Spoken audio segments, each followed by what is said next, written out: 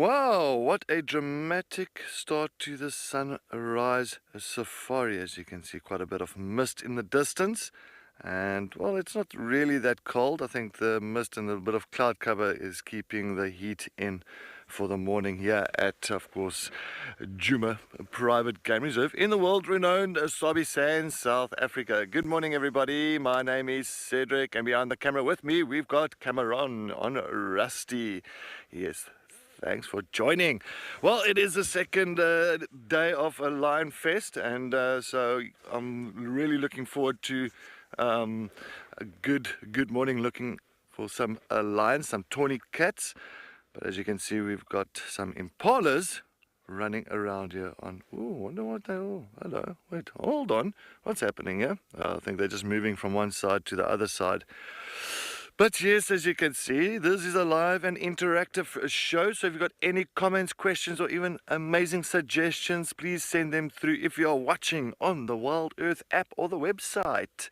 Make sure that you do register. It is very, very simple. And joining us on Drive this morning on Wendy. Well, welcome to old Tristan Riddle. And of course, his cam up for the morning will be Gert. In Pridelands, we've got Chris and BK, and all the way in the northwest in Madikwe, James and Johan. But yep, what a morning. Can't wait to get out. Can't wait. A little bit sad Lauren has left this morning. I saw Lauren just driving past not long ago, heading to the gate. But yeah, safe travels to Lauren. But yeah, other than that, I think I'm looking forward to a good old Lion Fest. As you know, it's the second day. Yesterday we were very fortunate having those Talamati breakaways around this area. So,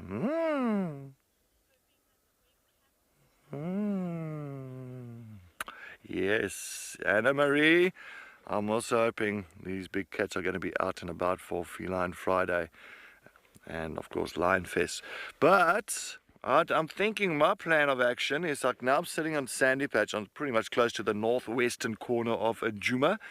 And I'm going to try and follow up on where those Talamati breakaway lines went. Because I don't think they would have gone north. Because apparently the Nauru Pride came into Buffelshoek yesterday morning. Of course, that must have been the ones that chased the Talamati breakaway Pride south. And there was also a male that was involved there called the Red Dam Male.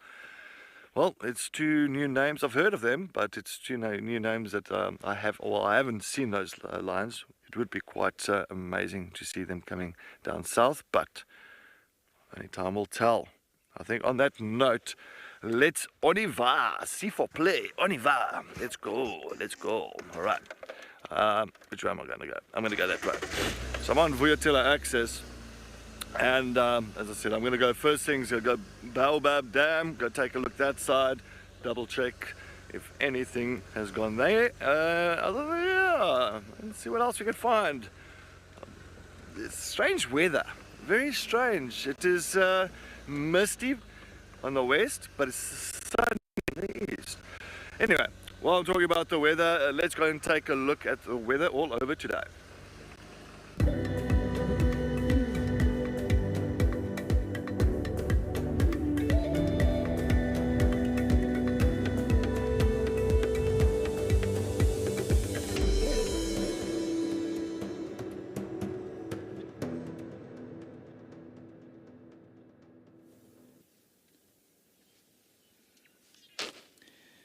Hello, good day, good morning, and welcome to Madikwe Game Reserve here in the Northwest Province of almost sunny South Africa.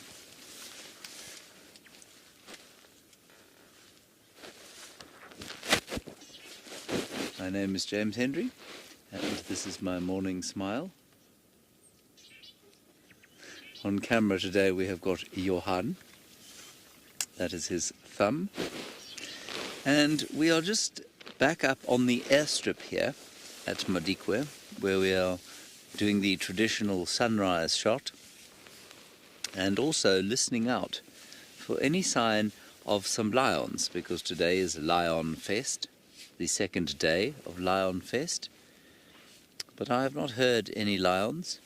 There were lions around here yesterday, a lioness and her baby lions, aka cubs.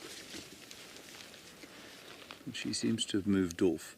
And we, if we want to see these things, need to kind of find them first. Because once this game drive radio gets going, I'm not prepared to get into the scrum that will ensue.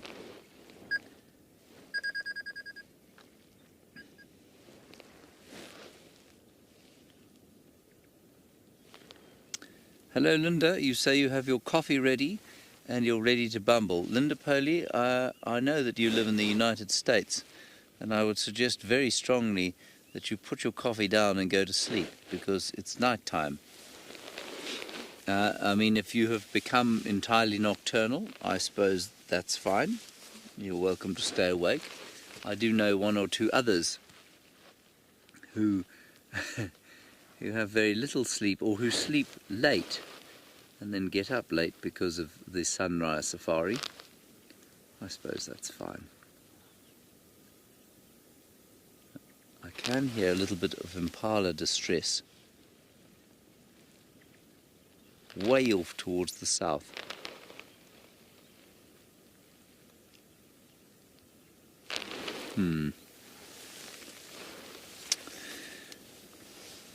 Jamie Lee, you say you needed a sunrise to start the weekend. Good. Well, I'm glad to have given you a sunrise to start your weekend.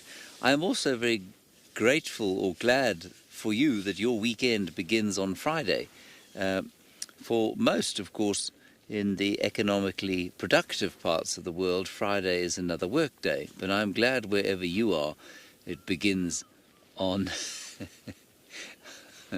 it begins rather on Friday. I was reading through a legal contract the other day, and it said something about communicating with the company on, what was the term it used? Valid work days, or whatever it was, which basically meant Monday to Thursday, to find it in the terms at the top of the agreement. So you can't get hold of anybody on a Friday, because that's unreasonable. But it's probably quite sensible. Right, Johan, you and I have milked the sunrise for all it's worth. I know that some might wait for the golden orb to pop its head up over the top of those mountains there. I think that that's not going to be us. I think we're going to drift very slowly towards the other side of the airstrip and see if we can't pick up some sign of lion. You hear that sound?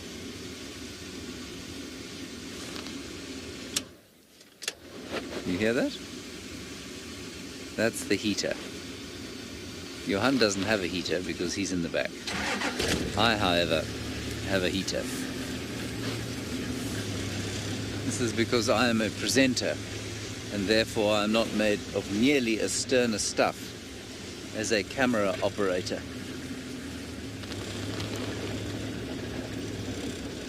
I can also hear that I've lost comms with the final control. So, Jordan, if you are trying to talk to me... Oh, no, it's back. Never mind. I think we're okay. I have this thing in my ear, and when I lose connection with the final control, it goes boo-boop, boo-boop, boo-boop, which I thought was quite useful when I began my stint at Madikwe 4 days ago. I now find it I think it might do neurological damage to me.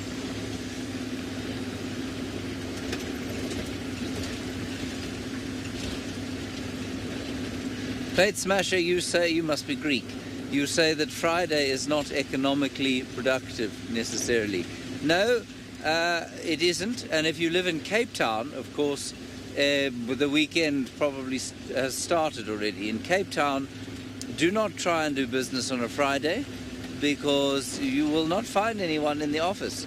Rush hour starts at about 10 o'clock in the morning for home, not for work, and they only start working there at about 9:30. So, yeah, there are definitely some parts of the world where the weekend starts rather earlier than it does in a place like Johannesburg, for example. which doesn't have a mountain and beaches, and so people work. Pros and cons, I suppose.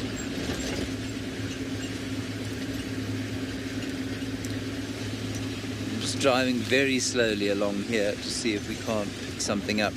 I'm suffering from that psychological malady that many safari guides suffer from, and that is that once we have seen an animal in one place, we assume that we will see it there again, and we never do.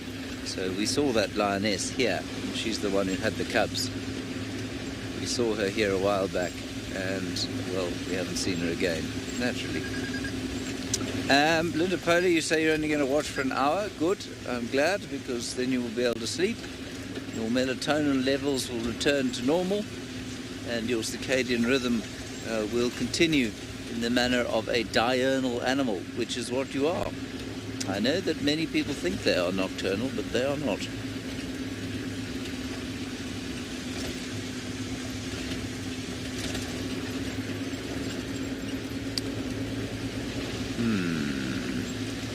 Where to go next?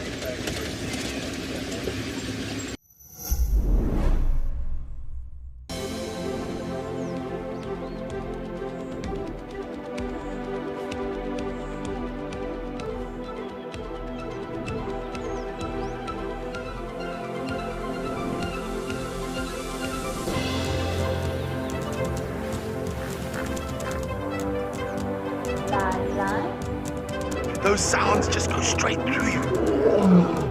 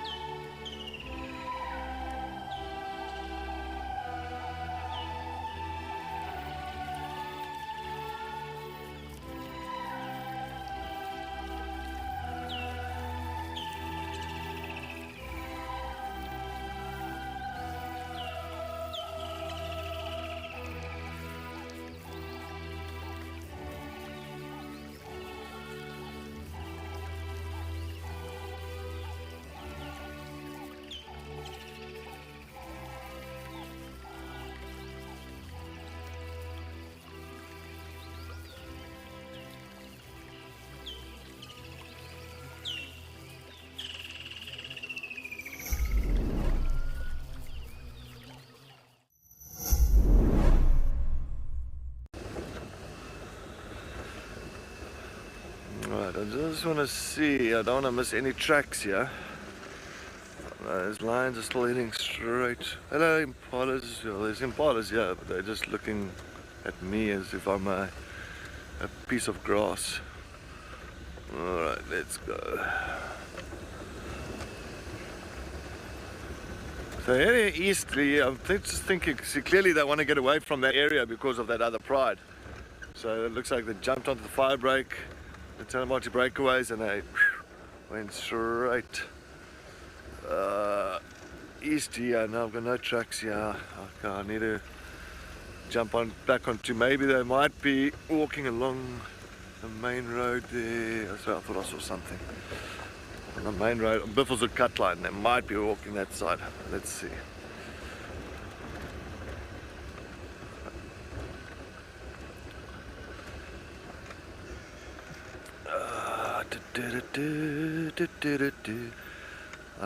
Nothing here now. Ooh, there's a tree in front of me, hey. Didn't see that one.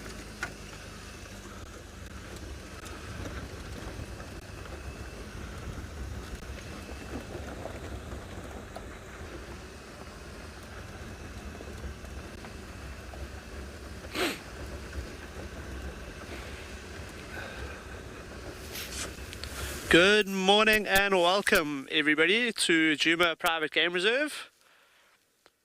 We are here on a pretty pleasant morning, a little bit overcast, cloudy, but the sun is trying to come out, so it looks like it should be quite a good day.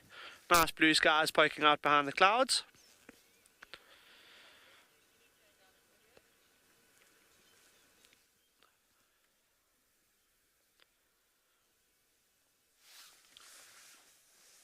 My name is Tristan, and behind the camera we have Gert this morning.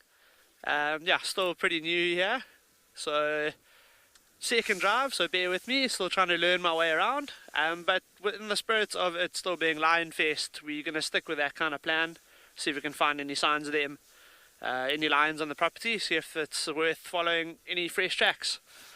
Like I said yesterday, I am very keen on any kind of predators, so whatever signs we find we will be following. But like I said, nice pleasant morning here today, so it should be good. Looking forward to it, very excited.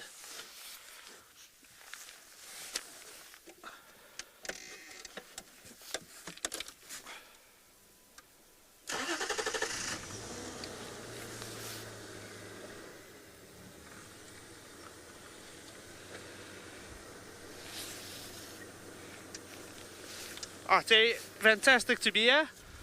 Like I said, still familiarising myself with the area, but a lot of fun so far. It's always nice to take on a new challenge. Like I said, we're going to stick with the lion theme. Hopefully some other predators as well. There were a couple of hyena tracks close to camp. We'll see what that leads to. And the local leopard that I've heard a lot about, my whitey, I'm very keen to get a closer look at him. That could be a lot of fun to do this morning.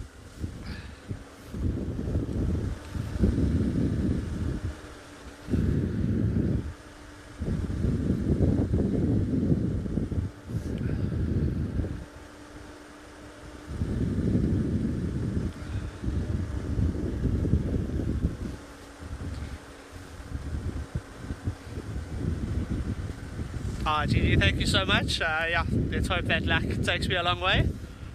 Something you definitely need in the bush, being in the right place, right time. There's always that slight element of luck that you need.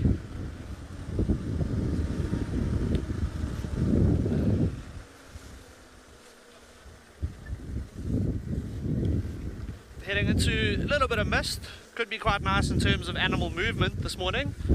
With it not being too cold, but still being just cool enough for it to be okay for animals to keep moving. They'll keep moving further into the day. They won't take those breaks at the heat of the day if it stays like this, which is always positive. Always a good sign for, like I said, predators and just everything in general, just to be using the roads nice and easy for us to try and find them.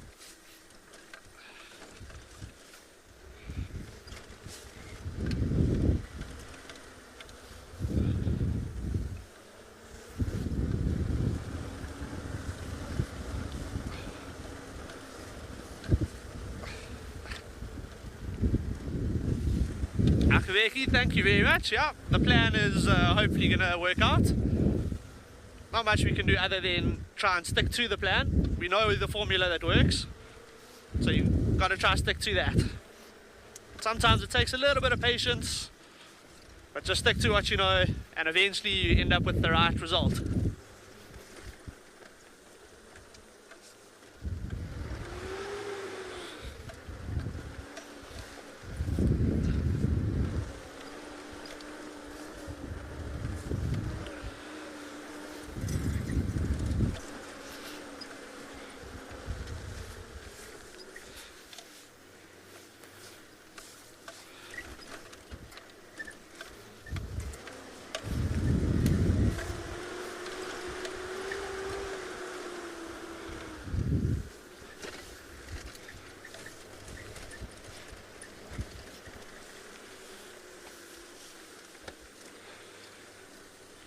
Karen, what is the first thing to look out for when tracking? There's a couple of things you could look for. I think the easiest thing would be to keep a lookout on the roads, just aware, especially where there's soft sand. Keep a lookout for any tracks on the roads.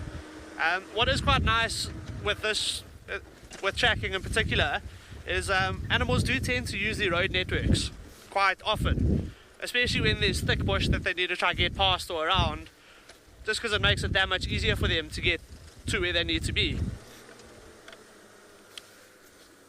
Just going to take a slight pause on our lion search. We do have some impalas and a little bit of an open clearing here.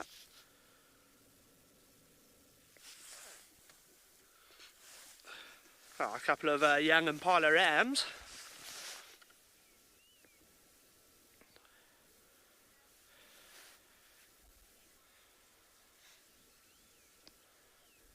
They don't seem too keen on sticking around. They don't really want us around.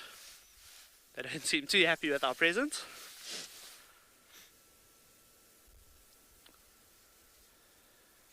Let's maybe move on.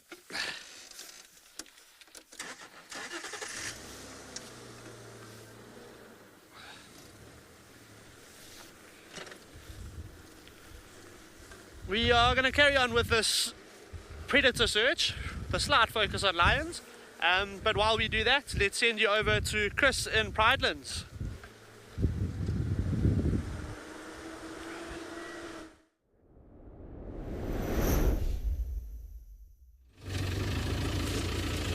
Good morning everybody. Nice and cold, overcast morning. Winter still around here at Pridelands Conservancy, and we are not wasting time. We are moving to try and find lions. Alright, so updates. Morris said he heard some lions calling at around 10 o'clock last night, west of the camp. That's where we are now. No tracks.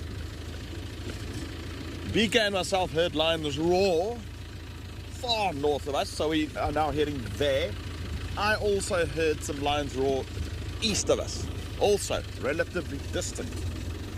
So they're either going to be right on our boundary or just inside, just outside. I can't tell, but that's our plan. We're heading to all three of those spots where we've heard it. Anyway, my name is Chris, and on the come-ups behind me is BK, Uhuru, and that's our plan. We are targeting lions yet again. Hopefully, this morning we can find them. And it's not that we can't find them. If they're not here, they're not here.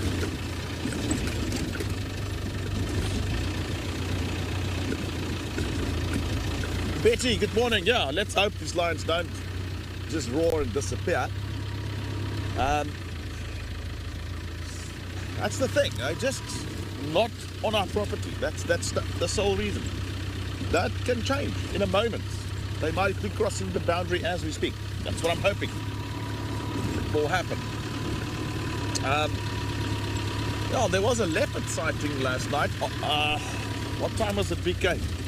We just closed down the show. It's about 7 o'clock, yeah. There's a leopard right next to our camp, which Morris is going to follow up, and Morris is keen, so he's going to look around for that leopard's tracks. See if we can't locate it and find it.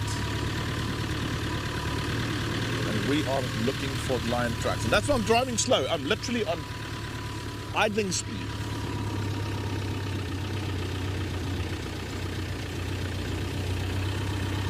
Shreyas! Hoping we can find that leopard. Well, Shreyas, I know you love your leopards. Shreyas, Morris is on the tracks at the moment. Well, he's going to that area. And he's going to operate on foot to try and find it. We don't have an ID on who the leopard was. It's just one of the operators who saw it yesterday. But from the description, it did sound very much like a pixie pan female. So we'll see what the outcome is there. We're going to focus on some lions. If Morris finds that leopard, it goes without saying we will go there. Doesn't, we'll stick to our plan.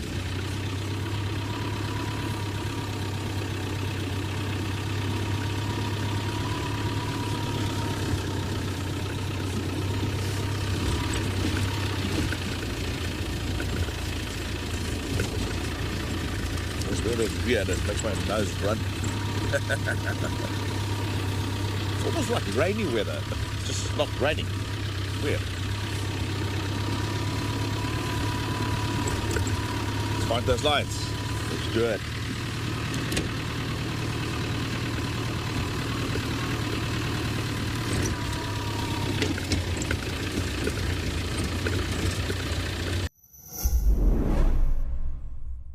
Do you love relaxing at a waterhole with the sights and sounds of Africa all around you? Well, we have some really exciting news for you. From August 1st, Africam is joining forces with WildEarth to bring the majesty of Africa right into your living room with 9 incredible new waterhole cameras from across South Africa and Kenya. Get ready to embark on a new journey.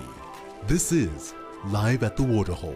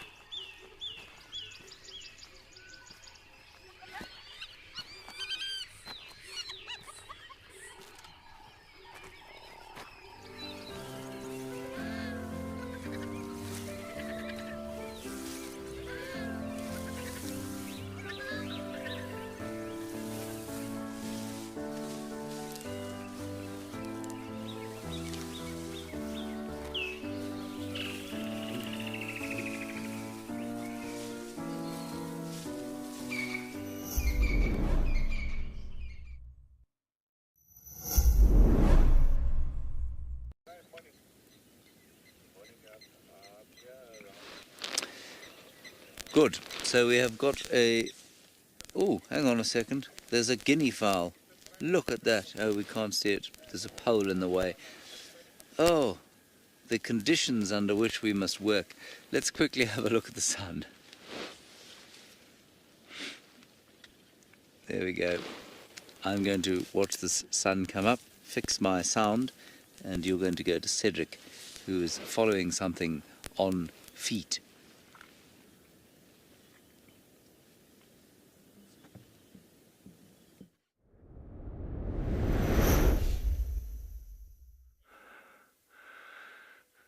Thank you, James. And okay, well, so I have followed those line tracks all the way on Buffelshoek cut line, coming from where we had them last night, heading all the way along the northern boundary of Djuma. And I'm just sad to say, it looks, as you can see here, I've got a beautiful track here, very fresh lion track. And you can see the nice little 3 lobes at the back with the 4 little pugs in front, the 4 toes. And I mean, there's no disturbance, there's nothing on top of it, there's no grasses on it, there's no sand in it, there's no other tracks on top of this track. So these tracks are very fresh, and unfortunately went straight north into Buffelshoek. So, and I was really hoping that we're going to be lucky finding these lions, maybe resting there around Buffelshoek Dam. But you never know. Earlier on, they did cross in north, and then they came back south again. So maybe they'll do the same thing. They'll go back north, and maybe they would come back south towards Buffelshoek Dam. So, on that note, as you know, it's Lion Fest. I'm going to go on and see if I can find those lions. Alright, let's do it. Let's do it. Cameron, you ready here? Let's see if we can find these lines, this pride somewhere here. Like, I'm just hoping he's like, they must come south again, but I don't know why they went north. I understand why they came so far east. I think because of other pride of lions that side, so I think that's why they moved all the way here. But why did they go north? Maybe some buffaloes grabbed their attention or something like that. Never know. So I'm just going to go slowly along the cut line. As I say, I'm still going to go straight towards Buffelshoek Dam. I think we must have missed them. We must have just missed them because those tracks are so fresh. Still steaming. Hasn't been disturbed. No, alright. Well, it's alright, I don't mind. We might still be lucky later on. Ah, Frankie, so if the lions walked into the grass in that hole I tracked them, Frankie, sometimes you just have to anticipate their direction. Most times they'll find lions will use like little animal pathways, like these little single pathways, and you just kind of anticipate. If you see the one track heading into that direction, look at the direction of the paw. If it's going that way, follow that animal pathway till you get to like maybe a little sandy spot on the pathway, and just take a look at that sandy spot to see if they haven't continued. So, because it's very difficult on the grass itself. I mean, in the grass, it's grass. It's not going to leave a print. Or the grass, if they don't use an animal pathway and they're going into the grass, sometimes you'll find the grass lying flat. Of course, if they're walking and it's going to push the grass forward, it lies flat, and then you can see that little kind of pathway where they've taken. If it's very fresh, then you'll find sometimes like the dew drops on the grass itself has been disturbed, and it leaves like a darker, how can I say, a darker line through the grass area where they have moved. So yes, that's one way. That's one way. Or you taste the grass. No, I'm joking, don't do that. Don't do that. That was just a joke.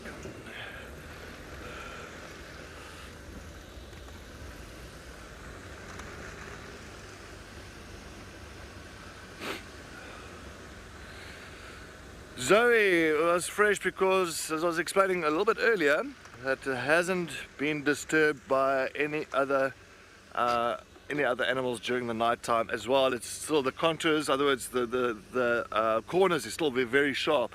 And if you've got a little bit of wind coming through, those sharp corners becomes like a little bit rounder, and eventually you'll find those tracks will start disappearing like that. But these ones very sharp still, so it wasn't long ago. But then you must take weather in consideration as well. Now, weather plays also a big part. So if you've got a windy morning, a track that's like 10 minutes old could end up looking like a day old because of the wind. It really blows the tracks away. So yeah, you've got to use all those kind of understandings and put it all together and try and make a story for yourself. I always believe, make a story for yourself. Why are they going there? What is their plan? You know, try and think like the lion. You know, you don't want to be the lion, of course, but just try and think, what are they planning for the morning? Why are they doing this? Anyhow. All right, let's go to Buffelshoek Dam. Let's go see what's happening here.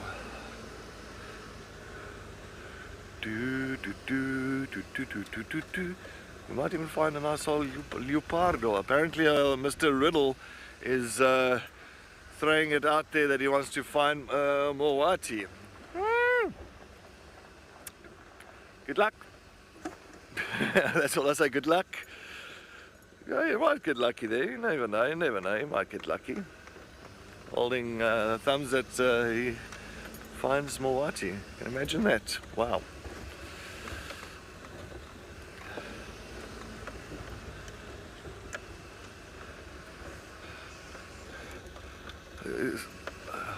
To Cameron. Sorry, Jolly, I'm sure you're saying Tristan Riddle. Well, let's go over to the Riddle to see what's happening on his side. Cameron.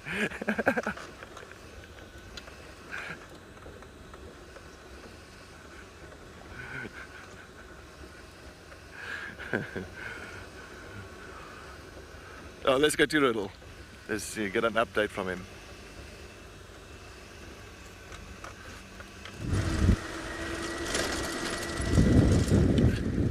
We are still on that predator mission. Yeah, apparently Mulwati, I'm hearing, is a bit of a ghost around here, so it might not be the most likely thing to find. But I like a challenge, so we're going to keep at it. Just as I familiarise myself with the reserve, just keep learning where we are, what's going on.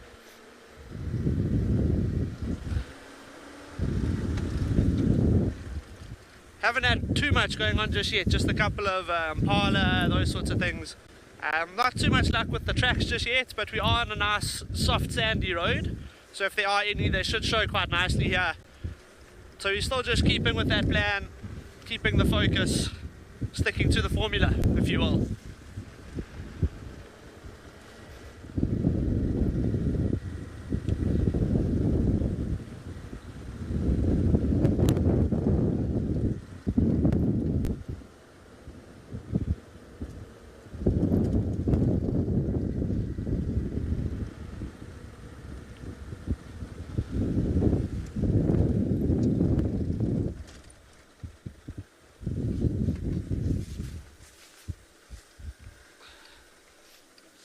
Thank you so much, Joe. Let's hope we can find that Mulwati today. That would be fantastic.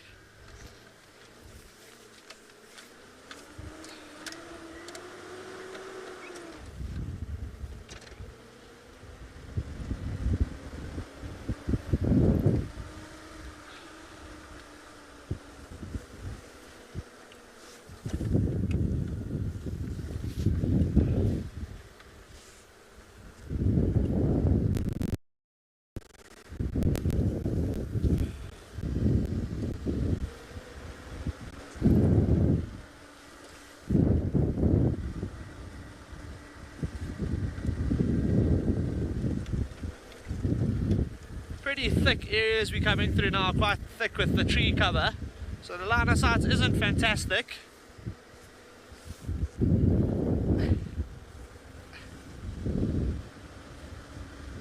Laura Can, thank you very much. Yeah, got to try to stay enthusiastic, don't want to get discouraged. But yeah, it's not hard to stay enthusiastic when you're out here, it really is pretty spectacular. It's easy to stay excited.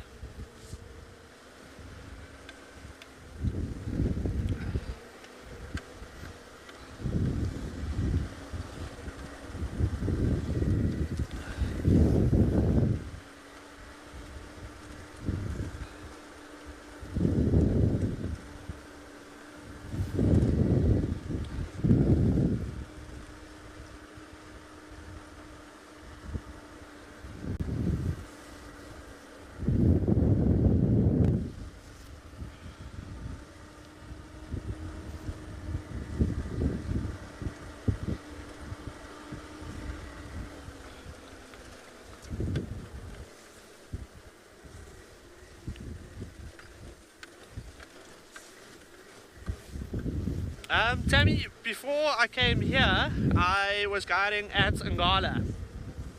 And yeah, that's my little bit of experience, not too much other than that.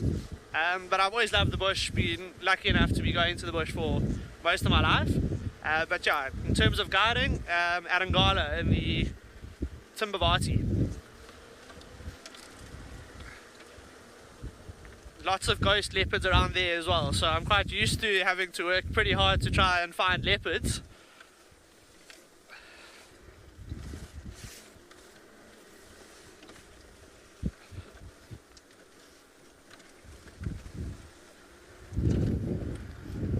But having only been here at Djuma for a couple of days, I was lucky enough to see Mulwati at least once.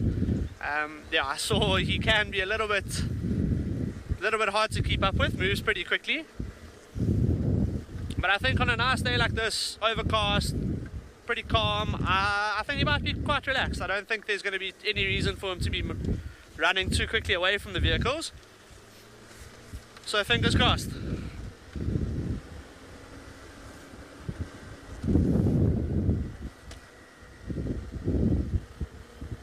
heading through some pretty thick areas. We're going to try keep our eyes sharp, keep a lookout for anything that is around here. The line of sight isn't fantastic, but like I said, we're just going to keep. We love all the support. We read all the comments, and now we want to acknowledge our biggest fans. Do you know when Ribbon was seen last?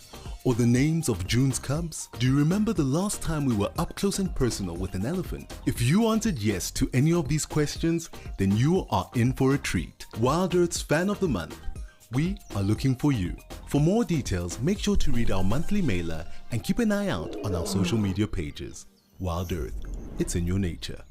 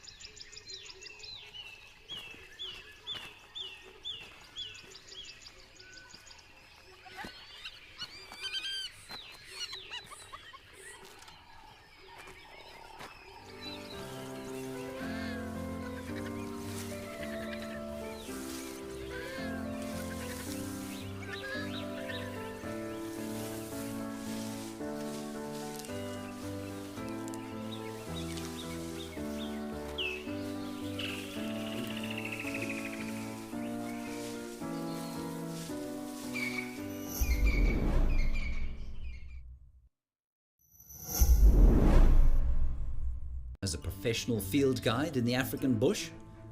Eco Training's Professional Field Guide course can make that dream a reality. This comprehensive program comprises approximately 5 months of theoretical and practical training in the African bush, with highly qualified instructors where participants will complete various certificate courses. You'll learn essential skills such as animal behavior, tracking and identification, as well as gaining in-depth knowledge of the African bush and its ecosystems, all while living in a real-life safari camp. But the learning doesn't stop there. Following the theoretical and practical training, students will embark on a placement program period of 5 to 6 months. During this time, you'll work alongside professional staff and management at a property, putting your newly acquired skills into practice and gaining substantial practical experience. You'll be fully prepared for a fulfilling and rewarding career as a professional field guide. Enroll today, locally or internationally. Take the first step towards your dream bushveld job today.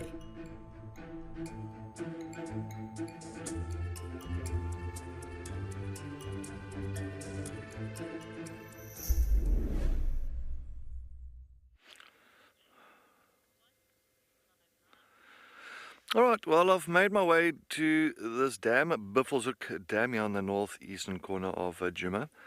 And I was hoping maybe those lines would have turned south again, the Talamati breakaways, but unfortunately it seems like they went north into Buffelshoek. But that's alright. We have got some hippos that's swimming around here. I thought maybe to come and take a look if we can find that youngster with a mom. But so far we've just got this juvenile that's busy playing around. As always, it's the funniest thing is they were in the corner, and as soon as we arrived here on the dam wall, this juvenile decided to come closer to us and started doing this little circles again. It's a strange one, this. I think this is that hippo, if you were watching the other day, to me it was like the first one that's actually ever started swimming by itself, because it seems like it paddles, does a doggy paddle, that little one. But yeah, it was quite strange the other day. I was saying hippos cannot swim, but this one was doggy paddling around in circles. Because it's a very deep dam, this, we know that for sure. But always a little bit of, I can say, excitement in the morning, just like the late afternoons before they go out feeding. Early mornings was where they just arrived.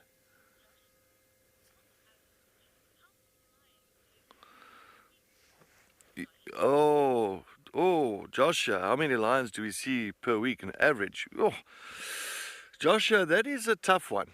That is a very tough one. You know, it can vary. Put it this way. When I was working at the lodge here in the north, many years ago, and I went on an entire 6-week cycle here in the northern Sabi Sands without seeing a lion. 6 weeks. Saw tracks, but we never found the lions. Then all of a sudden you look at my last stint when I was here now at WildEarth. We got to see... Good morning, anyone? Bring out sorry about the radio. We saw the Talamati Pride, we saw the Mbali Pride, we saw the Nkuhuma Pride. So we saw 3 prides, and you know, they were all kind of together, not like in one spot, but you know, the pride members itself were together, like the Nkuhuma Pride, all 14 of them were together. So it can vary. So it can be from nothing to 30 lions.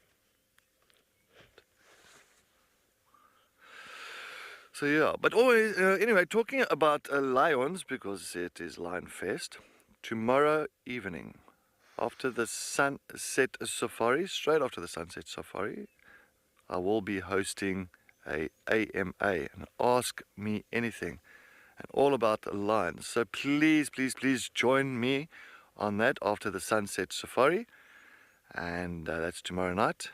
And then, yes, we can discuss lions, lion prides, the coalitions, the dynamics, anything that you want to ask me about it. That's tomorrow evening after the sunset safari. Is that a little one? No, it's not. That's that juvenile, sorry. I can't find that little calf. I don't know if it's here anymore. It must be. I'm sure it's like hiding. There are 4 or 5 hippos in this dam when we got here, so it might be around the corner.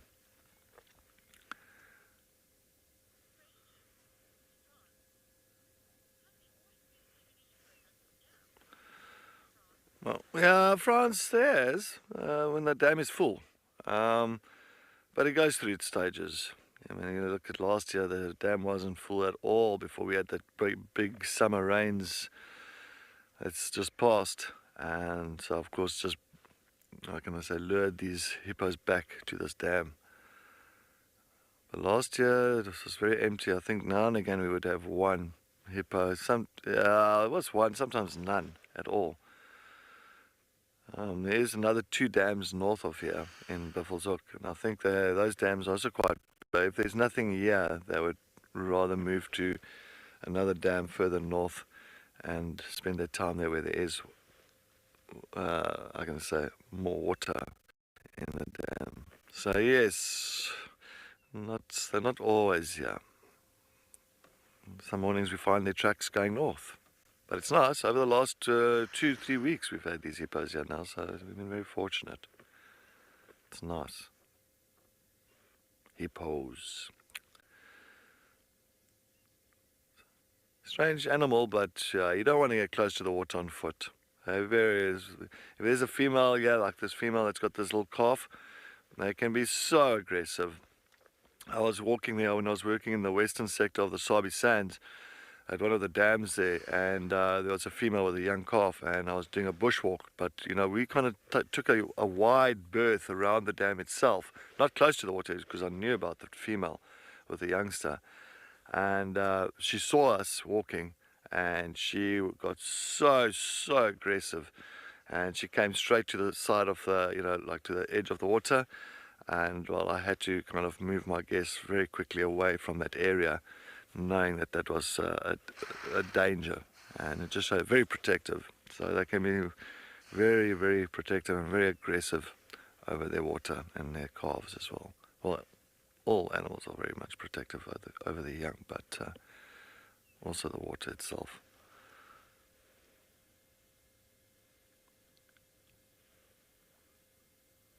And he's going to breach. No? He's going to come up.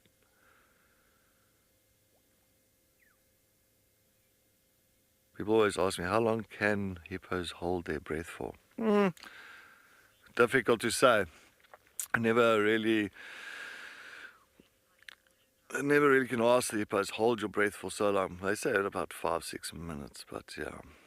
Anyway, well, we are going to continue heading to the eastern side of Djuma. Let's head over to Mr. Riddle to see what's happening on his morning safari.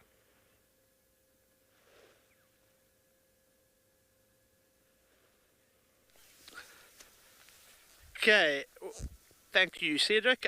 We have finally got some sign of a leopard. The tracks might be tough to see for the camera, but there are some tracks on the road here, carrying on along the road, of what looks like a male leopard. Yeah, so it's pretty positive signs now. It doesn't look like there's been any vehicles coming over. But yeah, so here, I don't know if it's so visible for the camera. It does look a bit tough next to the tire tracks, but there are a couple leopard tracks, like I said, heading along this way. So that's a good positive sign. That's what we've been looking for. So let's see if this leads us anywhere.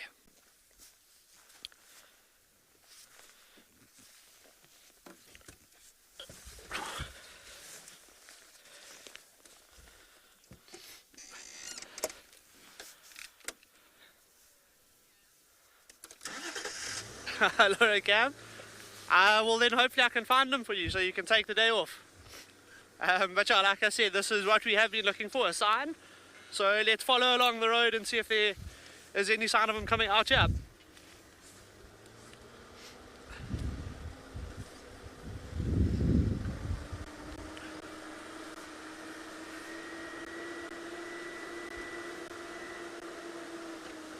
We're going to keep following these tracks along the road. Hopefully, with a bit of luck, we'll find Mawati. But while we're doing that, let's send you over to James in Madikwe.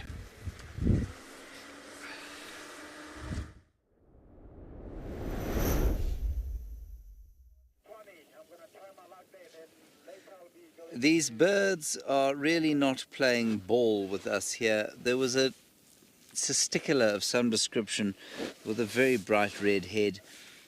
Possibly lazy, possibly tinkling, but not sure.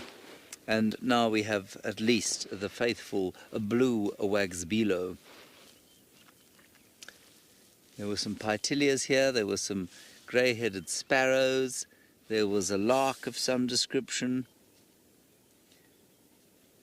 And unfortunately they have now moved on. I do have a number of missions bird-wise while I'm here. One is to show you all a black-faced waxbill and also a chestnut-vented warbler. Well, that's probably the end of my birding mission. But there is the beautiful little blue waxbill. We've given up on trying to find these lions. We're going to move out of this area and try and find a more entertaining area, I think. Yes, the lark we saw, almost certainly the sabota lark. Sabota lark.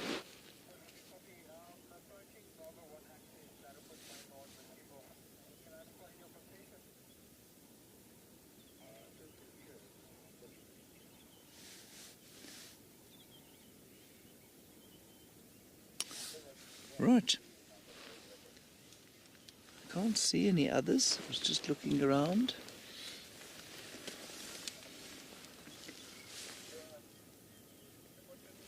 Oh, here we go. Look, there we go.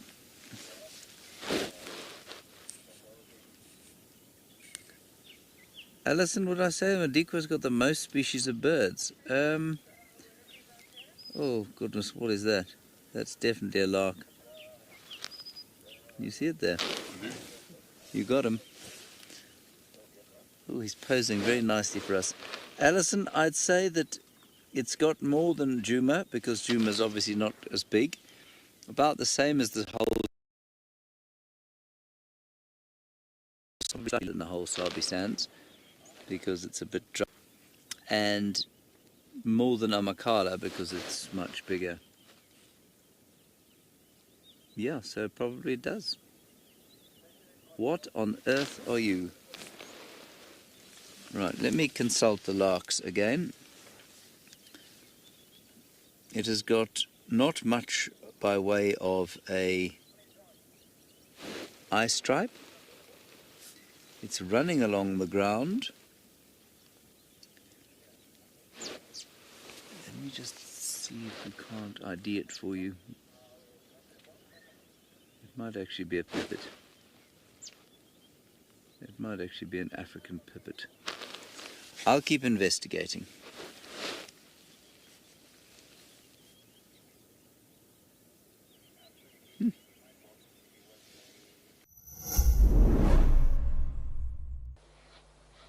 Welcome to Africam, your window to Africa's wild spaces. Immerse yourself in the captivating sights and sounds of nature. With our high-definition cameras, you'll feel like you're right there in the heart of the action, where every moment is a surprise waiting to unfold. Join our global community of wildlife enthusiasts as we witness nature's drama unfold in real time.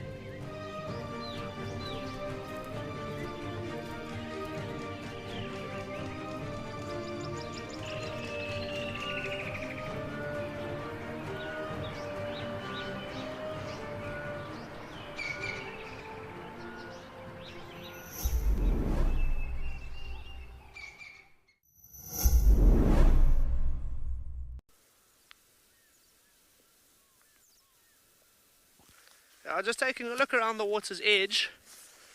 Not seeing too much, just seeing a couple of starlings, a lapwing or two, but nothing too exciting. Like I said, I think maybe later in the day as it starts to heat up, animals will start needing to come and refuel and hydrate. But there is something really calming and peaceful about sitting next to the water's edge. It really is very therapeutic just to sit here quietly and just enjoy all the different sounds and smells that the bush has to offer.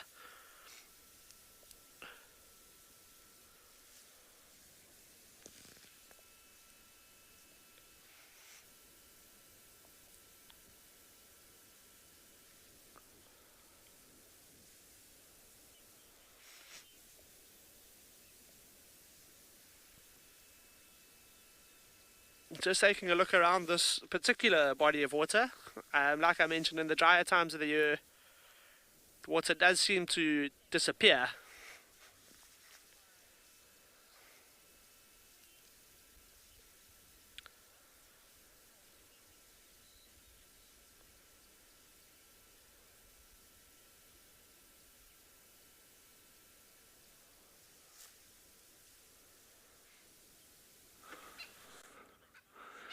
Alright, I'm just getting off here now. I'm on Nyala South.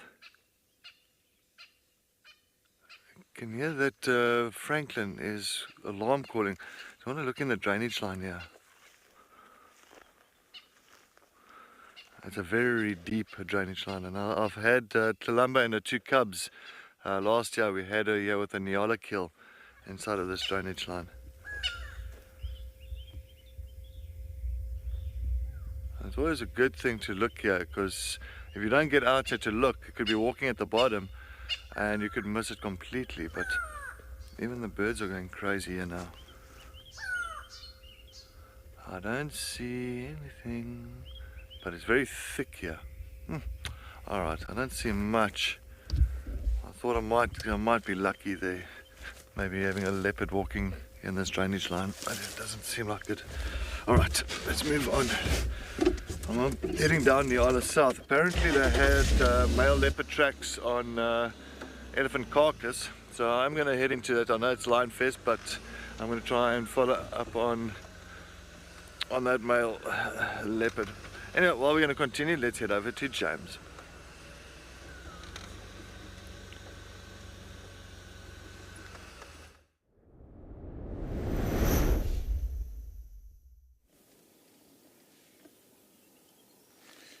We are watching a scrub hare, which may or may not be interesting to you, but what will probably be interesting to you is that we are observing this scrub hare engaging in coprophagy. In other words, the eating of the pupu. Now, for those of you who don't know, and many of you will know this, rabbits do that. There we go. They produce a little clear pellet the first time the food goes through the intestine, and then they eat it, and then it comes out a much harder, sort of drier pellet, and that's because they are herbivorous, and instead of having a complicated digestive system, they just digest everything twice.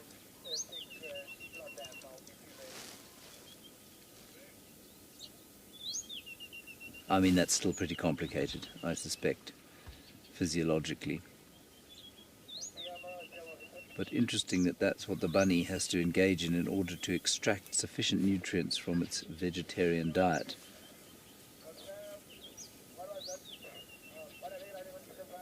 Isn't that interesting? So you read about this and you throw it out there to everyone that you are guiding when you see a scrub hare like this, because it is quite interesting, but you seldom actually see it. So that's exactly what we witnessed there. And the way I know that is that obviously he had his head down in his nether regions, but then he popped up and he was chewing.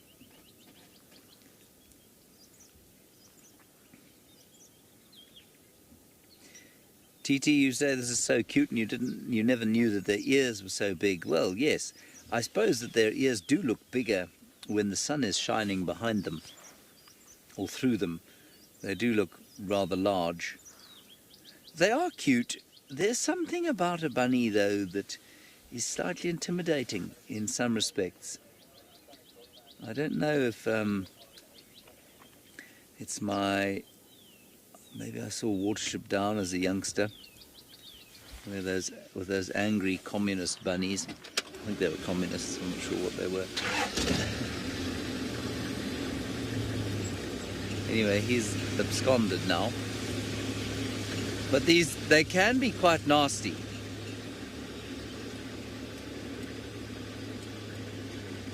Right, there he's gone. Now today is Friday, which means that this afternoon, we can try and have a look at the bird on the top there if you don't mind, Johan. This afternoon we will be doing the second question for Fan of the Month. I will be asking the question, and you will be able to tell whether you are in fact a good fan or a bad fan. That is a Kalahari scrub robin. And it's pretending to be all sorts of other birds. So fan of the month, you'll be able to answer the question on social media. You'll just have to scroll through Instagram, through our posts, and you'll find it, and use the hashtag fan of the month. WildEarth fan of the month, WildEarth fan of the month, hashtag. Gigi, I'm afraid I missed your question there. I was concentrating too hard on... Do lions hunt scrub hares? No, do lions hunt scrub hares? Yes, Gigi, lions would hunt... Well, I mean, they wouldn't hunt them actively, but they would certainly try and eat them. So if they came across a scrub hare, they would definitely eat it. And I suspect young lions, and especially young... what's the word I'm looking for? Nomadic, male lions especially, would happily eat a scrub hare. Yeah, so they would. They eat anything. But I can't see a pride making the effort to stalk and then hunt a scrub hare. But being cats, absolutely try and kind of jump across, or, you know, they'd jump on a scrub hare if they happened upon it. Cats do. Now, we had a break-up in the communications with the final control there at the moment critique. We are going to go... I just couldn't begin to tell you which lion clip that is. Sorry. In the southwestern reaches of the Mara Triangle, a pride of lions stalked the waving grasslands and wooded gullies. The sausage tree pride was named, unsurprisingly, for the shady trees that dotted their gorgeous piece of East Africa. On these fertile savannas they moved between triumph and tragedy in the quest for survival. When the migration was south in the Serengeti, the pride made life for the resident buffalo very unpleasant. Together, the sausage lionesses were a devastating hunting force. The close-knit pride was easily identified by talismanic Kinky Tail, the oldest of 5 lionesses. The sausage tree pride was formed after 2 lionesses split from a much larger pride. Their first litters swelled the pride's ranks to 6. The sausage's territory fell into that of Kapuli and his coalition partners.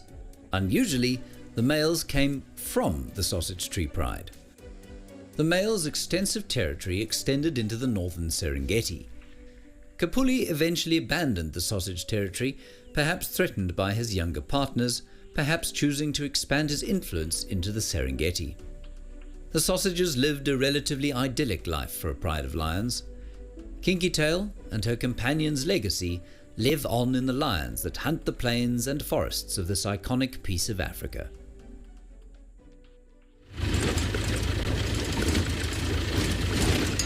We're still patrolling the northern boundary, which is this. Still no sign of any lion entering pridelands. So we'll just have to keep on chipping away at it. Right, once we reach the corner there, I'm going to start moving diagonally through the property, back in a southwestern direction.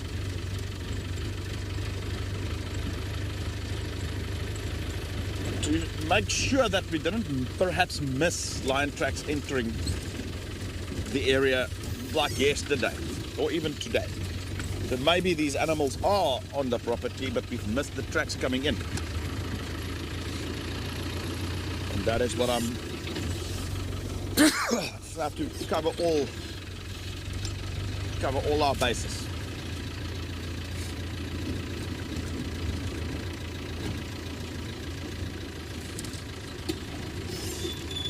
Rian wants to know if the properties have divisions. Can the animals roam free? Rian, I'm going to show you. Right. This road here, that's our northern boundary. Okay. That road there, that's in the corner there, that is the boundary between this property, which is Jajani, and the next property. Our eastern boundary, you can't see it, but it lies right here, which is also a road. So this is actually the corner where 4 properties actually come together. And I'm going to go a little bit forward, just a touch. You can look down this boundary, how far it goes, and BK can...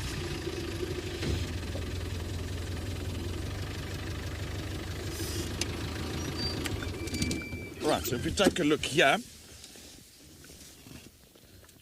we can zoom in a little bit here, so this will explain it. You can actually see there how far this road goes into the distance. Miles and miles and miles and miles. No fence, it's a mere road. So that will be property divisions between left and right, east, west. And like I said, this is the little corner here is indeed where 4 properties come together.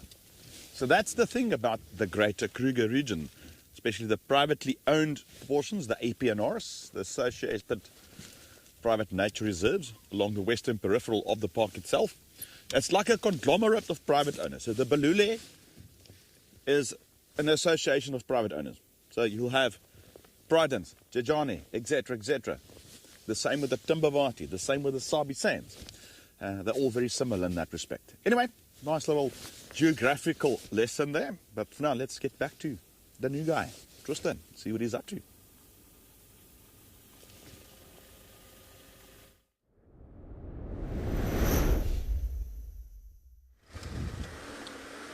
Wishing Chris lots of good luck with finding some lions.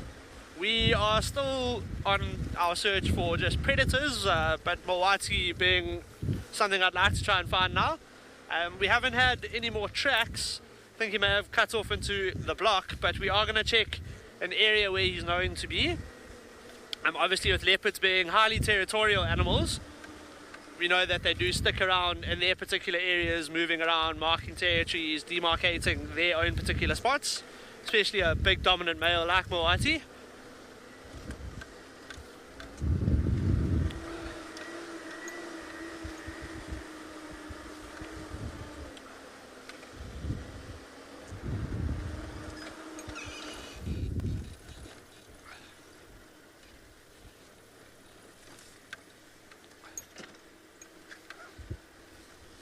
Ingo, when there's moisture in the air, does it disturb tracks? Not, I wouldn't say so. Little bit of moisture in the air is nothing wrong with that. If it's raining, obviously that's going to disturb tracks. That will clear your tracks away off the road. But after a bit of rain, after a bit of moisture, when the roads are a little bit wet, it actually defines the tracks very nicely. But moisture in the air, no, not really. It doesn't really have much of an effect.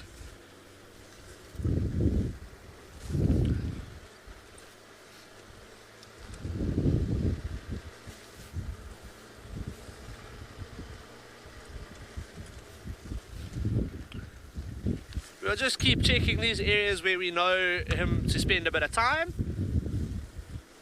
And yeah, with a bit of luck, things should go our way.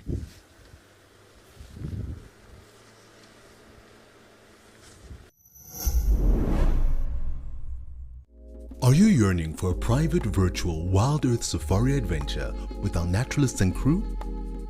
We have got you covered. Sign up to be an explorer before the 15th of August and you could win a private safari experience. Make lifelong wildlife memories with either Steve, Thank you for joining us and have a fantastic morning. or Cedric. WildEarth, it's in your nature.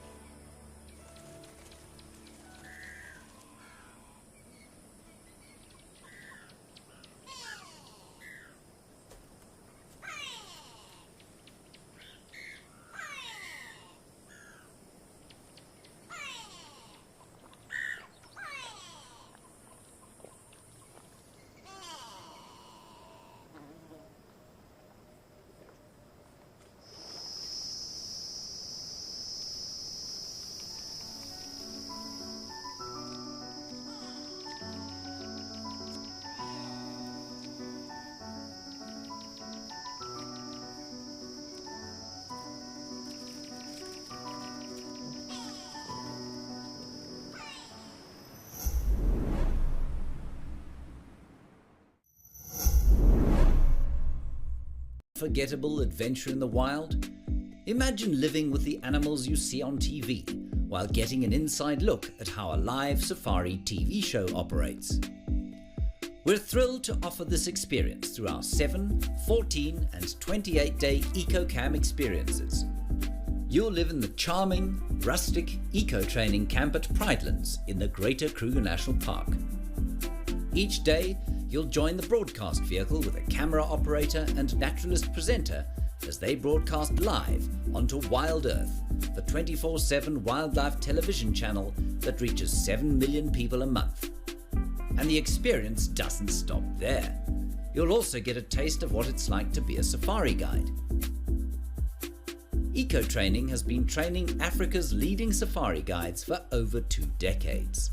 You'll participate in guide training, bushwalks, bush clearing and other activities alongside students in the Eco-Training Safari Guide Group. You'll sleep out in the bush and take turns at guard duty with the guiding students. This is an adventure you'll never forget. Come and join us for the bush experience of a lifetime.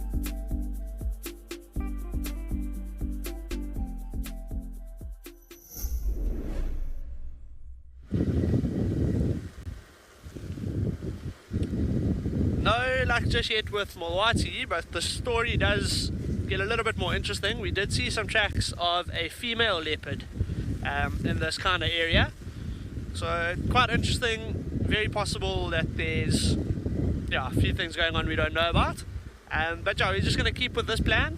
Hopefully they are around in this area. It's just nice to see that there is a bit of activity, lots of different animals moving. It's always nice to see the tracks and you know that they are around. But yeah, the story becoming quite interesting.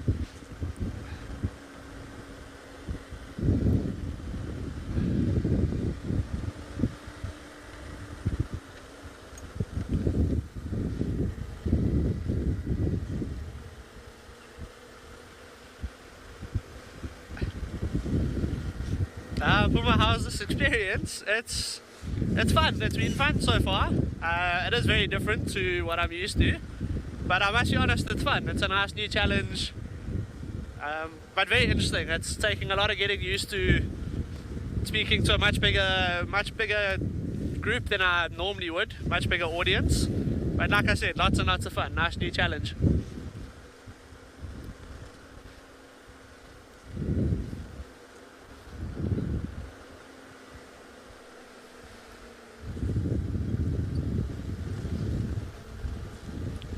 Just keeping a lookout on the nice soft sand in the road, just to see if there are any more tracks on the road. Nothing as of yet.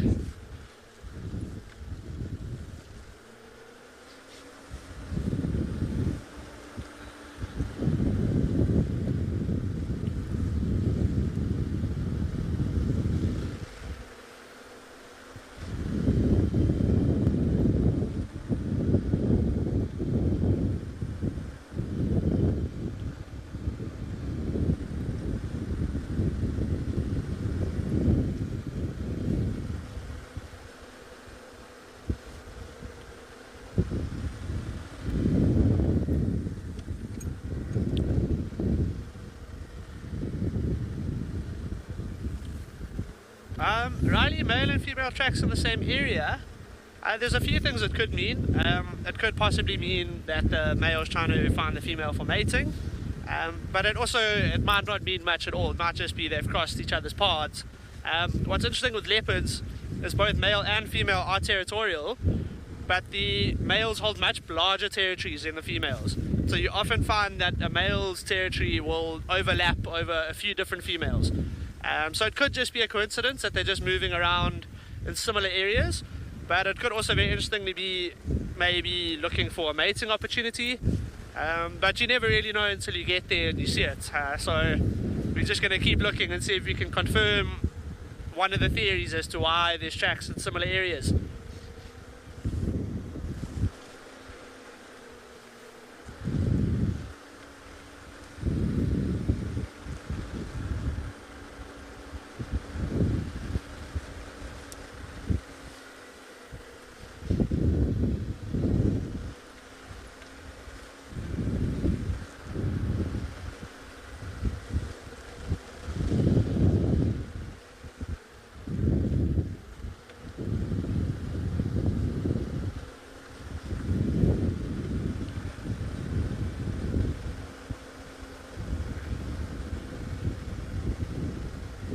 Yeah, it is. It's fantastic how you just never know what you're going to get. It's just full of surprises. You never know what the bush is going to give you.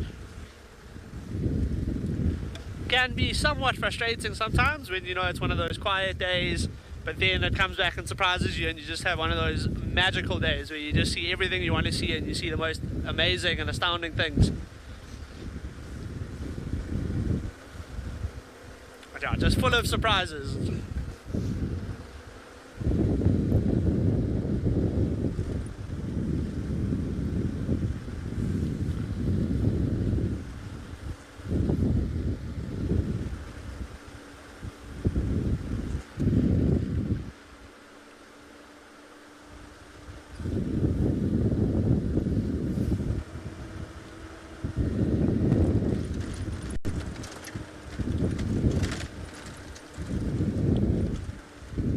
Keep our search in this area, hopefully now for looking for either this male or female leopard, but let's send you over to James.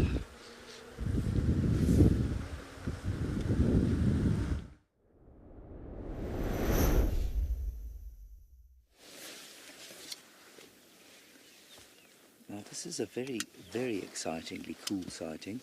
It's a pale chanting goshawk. And it's eating something. And are we at full zoom there, Johan? Yeah. I'm going to ask Johan to do a very illegal thing. And I'm going to ask him to use the digital extender, which is going to reduce the quality of the picture slightly, just quickly, so you can see there. If you look, it is a Swainson spurfowl that the goshawk has caught. All right, Johan, you can, there, your soul can be healed now. And you could just see the red face there on the spurfowl, and I wonder when it was murdered. Sometime not long ago, I think this morning. Poor little thing. I hope its family is long away and not observing the horrors. Isn't that cool? Now the pale chanting goshawk is not a bird that you see down at Djuma or in the Lowveld. Its equivalent is the dark chanting goshawk. Yvonne, you say the goshawks here are always eating something. Well, they're not necessarily always eating. It's just that when we see them, they're eating, and that's because they're likely to be eating in exactly this kind of position. They probably seldom eat on the ground. There's so many kind of trees at this height that they can be eating in, and so that's what they do. I must confess though, there's been a distinct lack of raptors. This is the biggest raptor that Johan and I have seen while we've been here. We haven't seen an eagle, haven't seen a vulture. We've seen lots of crows, but that's about all.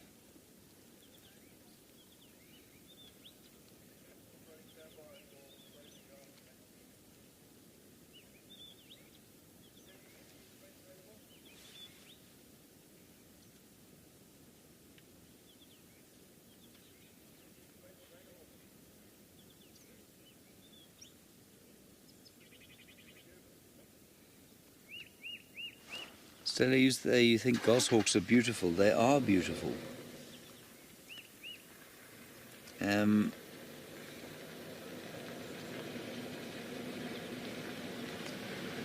Just waiting for this vehicle to go past. Morning.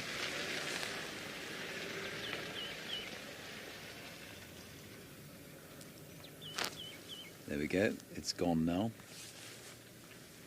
They are stunning. And I mean the arrangement of colours of the pink and pinks here and pink legs, it's always quite nice to see. And there are lots of them, you know, there are lots of different kinds of goshawks that we get in this part of the world, or certainly by this. Go to the little one on the left. Thank you. That one, yes. That's so cool. That's an ashy tit, everybody. That's an ashy tit. I did never see an ashy tit before.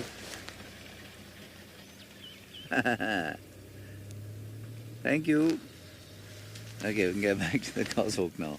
Anyway, there are lots of different kinds of goshawks that we get in this part of the world, and they are of varying colours. The Ovambo goshawk's a bit smaller than that, with an orangish cere. The African goshawk is roughly the same size, a little bit smaller, with yellow legs and yellow cere. I think he's thinking about flying away. And then the Gabba goshawk is very similarly coloured to this, but much smaller and a little bit darker. So lots of them.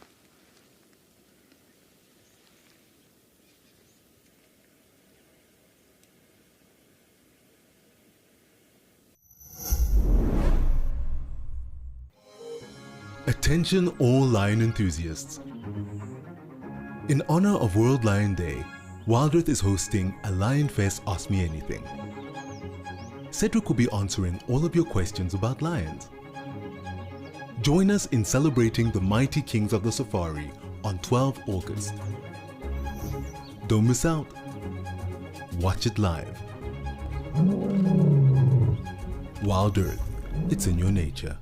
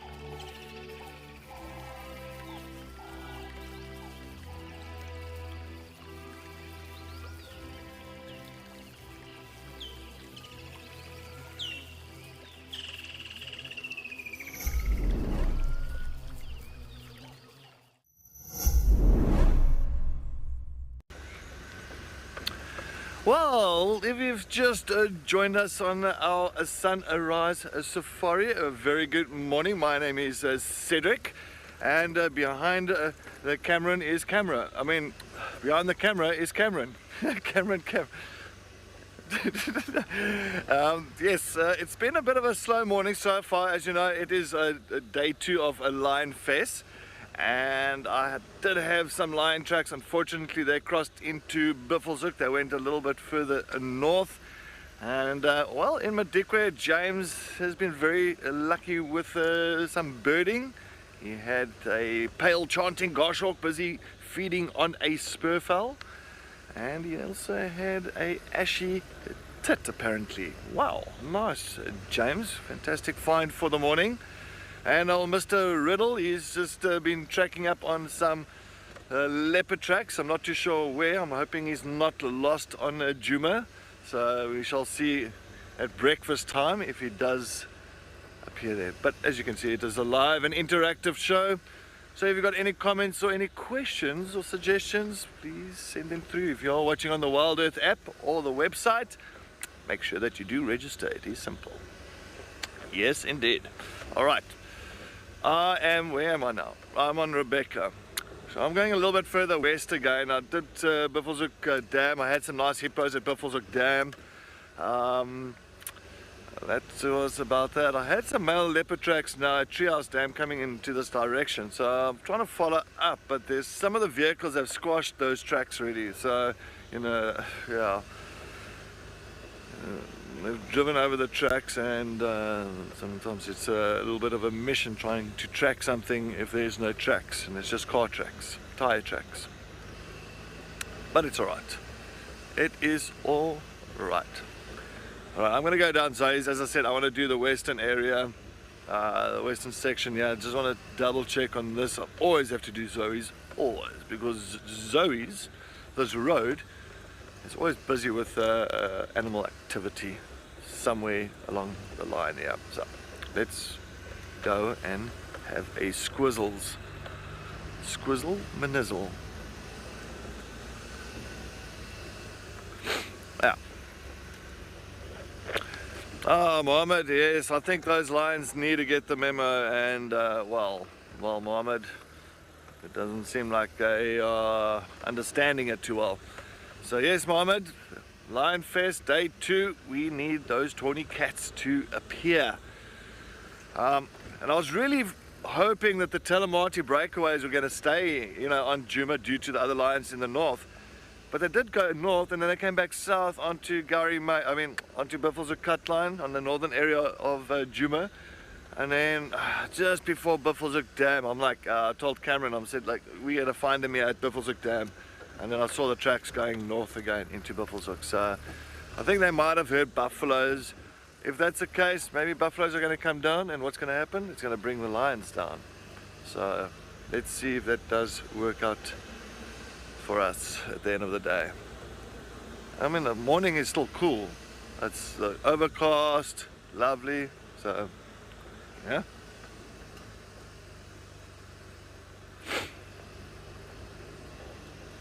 Yan. Look, if I find tracks now, I'll be tracking by myself. But if other vehicles, if other lodges want to come and give me a hand, that'll be very nice of them. Because, you know, if you've got more eyes and more feet on the ground, it just makes work a little bit lighter, or the load a little bit lighter, and it always helps that way, as well as finding that animal. So if you've got more eyes and ears looking around for that specific individual that's coming into the area, you know, I could miss something now, and then that other guy could be driving behind me like 3-4 minutes later, and that animal could be coming out of the thickets, and then yes, we would be very fortunate. So I just saw something.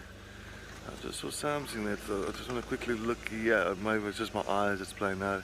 Don't worry, Cameron, it's just my eyes playing tricks again. No, it's just a termite mound. I thought there was something on top of the termite mound. Maybe Shudulu on top of a Shudulu, which would be very nice. She came through here yesterday afternoon. I know that Lauren tried to follow up there, but she went straight back west. She went straight back west. But I'm going to go to do I'm going to do the furthest western road now, just to see maybe Shudulu decided to come back in onto Djuma or Tortoispan, the male leopard or the female leopard. I'll give it a bit of a go.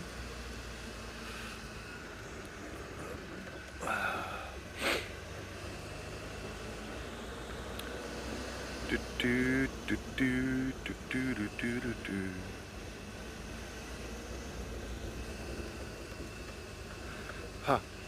Annelie, yeah, Mr. Fluffy is all my rips. Annelie, that'll be fantastic. That'll be beautiful. Or even Tlalamba. I was saying now, Tlalamba, we haven't seen tracks or seen her for the last, say, week. I know that sometimes she can disappear for a while. You know, that's just how Tlalamba works. So it'll be nice just to bump into her again and get a little bit of an update on that leopardess, the Queen of Djuma. So we shall work for that. It would be fantastic. Any leopard will be good, actually. They're all special, all beautiful.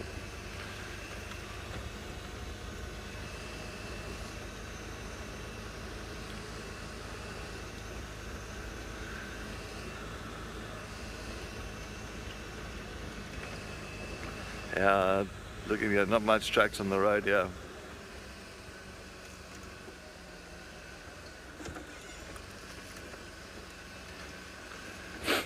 Maz or Naz? Maz. Maz the bird whisperer. Maz. Maz the bird whisperer. Mohawk and Kumas. That would be nice. That would be wonderful. I'd like that.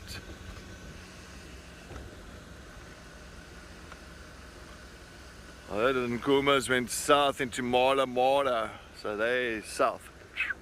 As I said, they went a little bit further into that area. But anyway, talking about the Nkumas, let's go and take a look at some interesting clips surrounding that beautiful pride of lions. In the woodlands of Djuma and the northern Sabi Sand lives a pride with a taste for buffalo. Look, look, look, look. The rest of the pride needs to come in as well and help this female. Now, this is what I was saying about lions and buffalo. It's absolute pandemonium. The Nkuhumas have a storied history of upheaval and change that we have been privileged to watch over the years. The arrival of the 5 Birmingham boys in the winter of 2015, followed by the drought of the following summer, was a difficult time for the pride. The new males killed a number of tiny cubs before siring their own offspring. Many of these, however, succumbed to white muscle disease caused by the consumption of malnourished buffalo. They also found themselves afflicted with mange. WildEarth has followed the Nkuhumas for many years, and during that time we have grown to love them. 2 of the most loved and recognizable lionesses were Purple Eye and Amber Eyes. Purple Eye was characterized by her injured purple right eye, fluffy chin, and pink nose with large spots. Purple Eye had cubs born to both the Birminghams and their successors, the Avoca males. Her last 3 male cubs still move frequently in the company of Mohawk, the last remaining Avoca. Born in 2012 and named after the deep burnt orange tones of her gaze, Amber Eyes was an intimidating presence in the pride. Sadly, her story was a somewhat tragic one. She bore 4 litters, but only managed to raise 2 cubs to adulthood. That, however, didn't stop her from being a doting aunt to all the other Nkuhuma cubs. In 2021, Amber Eyes broke away from the pride and migrated to the central parts of the Sabi Sand on the Sand River. It's not clear why she split from the Nkuhumas. Perhaps it was pressure from marauding males, or perhaps there was a territory vacuum. In November 2022, Amber Eyes mated with a Plains Camp male and bore 2 cubs. Sadly, the mother and her cubs died of their wounds sustained during a fight with the Mungan pride. The Nkuhumas have overcome disease, drought, marauding males, and countless upheavals. This famous group of lions is recovering and has recently returned to the Djuma area, once the core of its territory. We can't wait to see what the future has in store for this iconic pride. I hope everybody's enjoyed the clips of those lion clips from past drives. We haven't had too much luck with our leopard search, not having too much luck with lions either. I'm just trying to find my way around. I haven't got lost just yet, which is fantastic. But as you can see, we found our way to another watering hole. Oh, I've got some companions here, a couple of hippos vocalizing for us. Oh, I just see their heads popping up every now and again. Looks like just one showing just the top of its head at the moment. I've always found pretty fascinating, really, about hippos.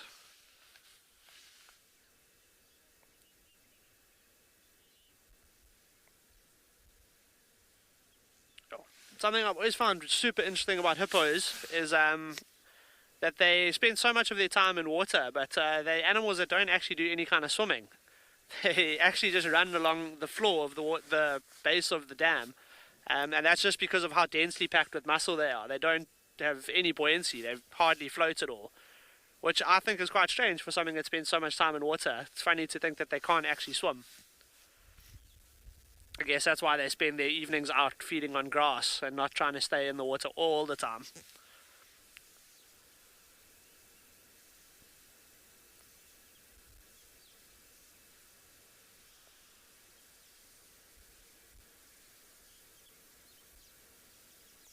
can see a few of their heads. Looks like at least 3 of them with their heads slightly out of the water.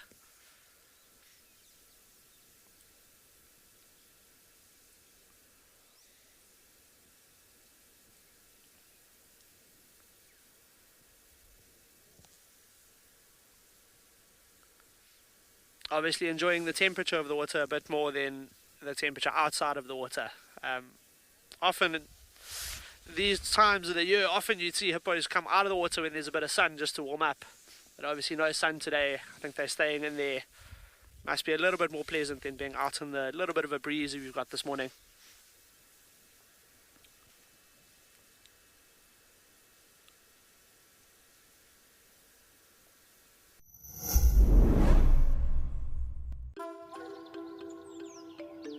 Are you a cat enthusiast? Here at WildEarth, we share this feline fervor. However, our cats are a little more fearsome. Bring your favorite feline friend along and join us as the WildEarth Prides come roaring to your screen in an epic 3-day lion special in celebration of World Lion Day.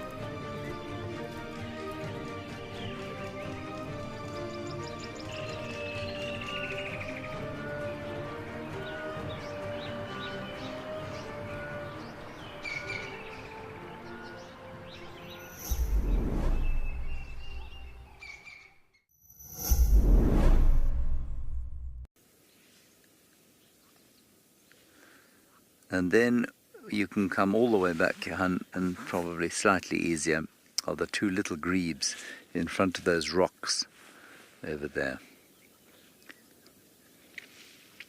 There we are.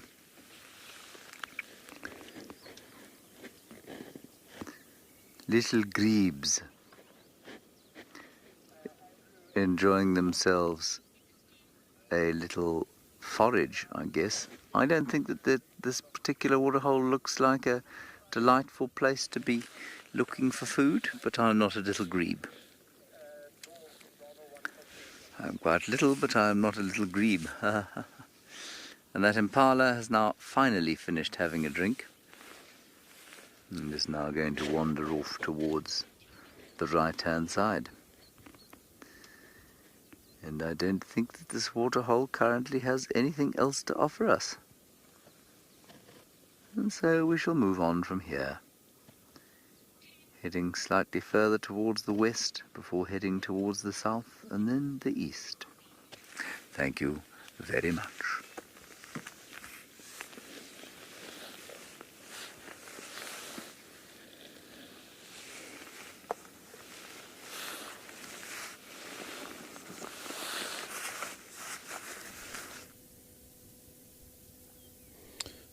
We are also reverting to birds.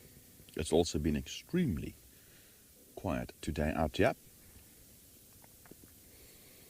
And we decided we're going to stay at the dam for now. We've driven every single road available to us. You get these days. Well, it's an opportunity. That's it. It's an opportunity to look at things we normally don't always focus a lot on. Like this blacksmith lapwing.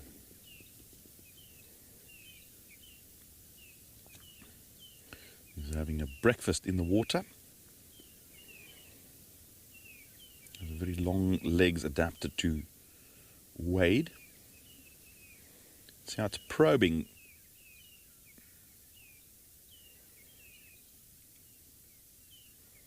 Looking for any form of aquatic invertebrates, snails, insects, larvae, all sorts of things. Like very wide range of food that these lapwings target. Formerly known as a blacksmith plover, some plovers have been renamed to lapwings to be more in line with the international naming for certain types of plovers. One of my favorite birds, a very common bird, but I think it's quite a handsome bird. Lovely colors. I love that sort of contrasting black and white and those grey wing patches. I think it's a lovely color scheme.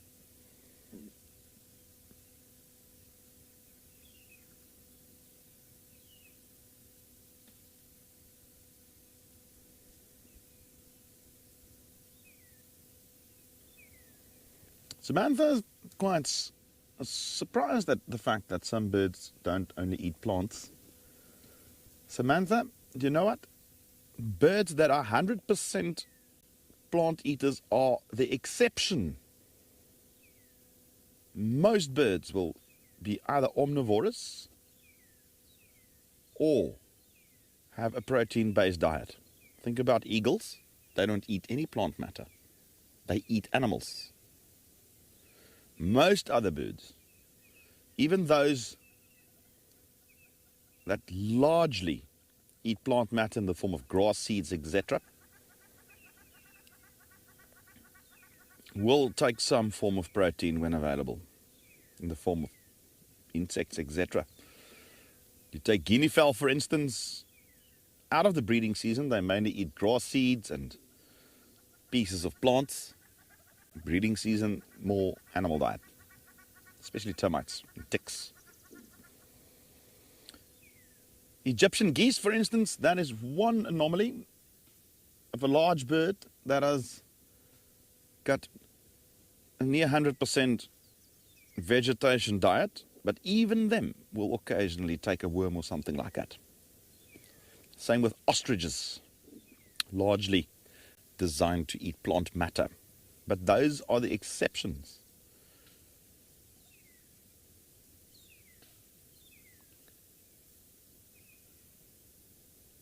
And the reason being, plants, the cell wall of plants consists out of very complex carbohydrates that need specialist communities of bacteria, fungi, and protozoa, collectively known as flagellates, to break down the cellulose, which is the compound, the carbohydrate that cell walls are made out of.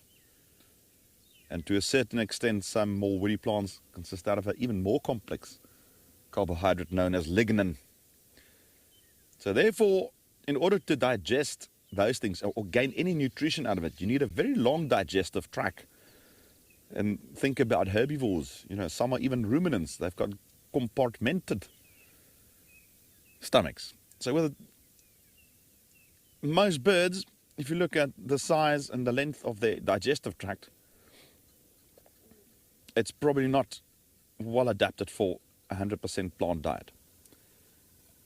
Yes, things like fruits will have sugars, which is a carbohydrate that's easily digested. Things like leaves, Not good. Seeds do contain proteins and oils. Think about starches that's found in grass seeds.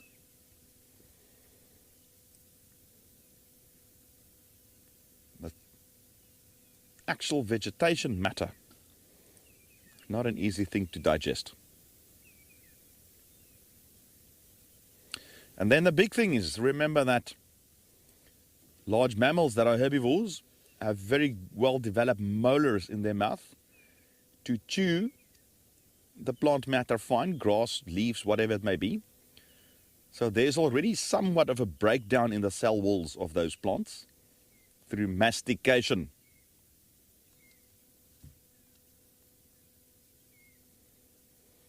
And as hobbies, correct, beautiful bird. Another one of my favorites here, the hornbill. Going back to the mastication, when animals masticate, it's chewing, it's grinding. Birds don't have teeth.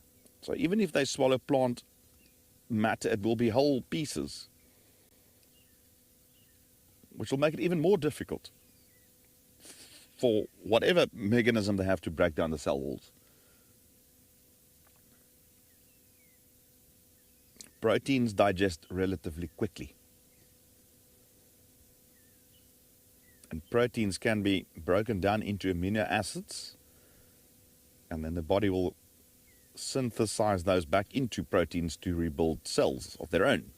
But protein can also be used as a fuel, where it can be turned into glycogen and used as a fuel.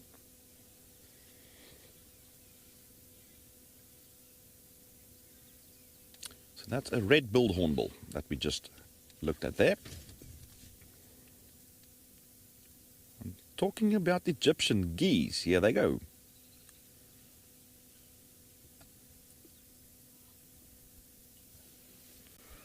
Roland wants to know if birds need to kill their prey or can they swallow them alive. Roland, the answer to that, there's no definitive answer because it depends on the type of bird as well as the type of prey. Things like termites, yeah, they just swallow them up. But obviously, a snake eagle that's catching a snake will have to kill it first. A hornbill taking a scorpion very likely will have to kill it first. A kingfisher trying to swallow fish not only will have to kill it first, but they also hit it against branches to soften it.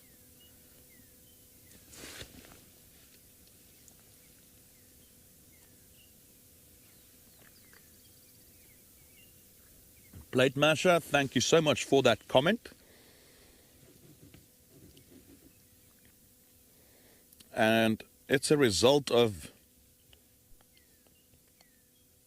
23 years of reading, studying, some official, some unofficial. And that's the thing of being in this field. You have to constantly read.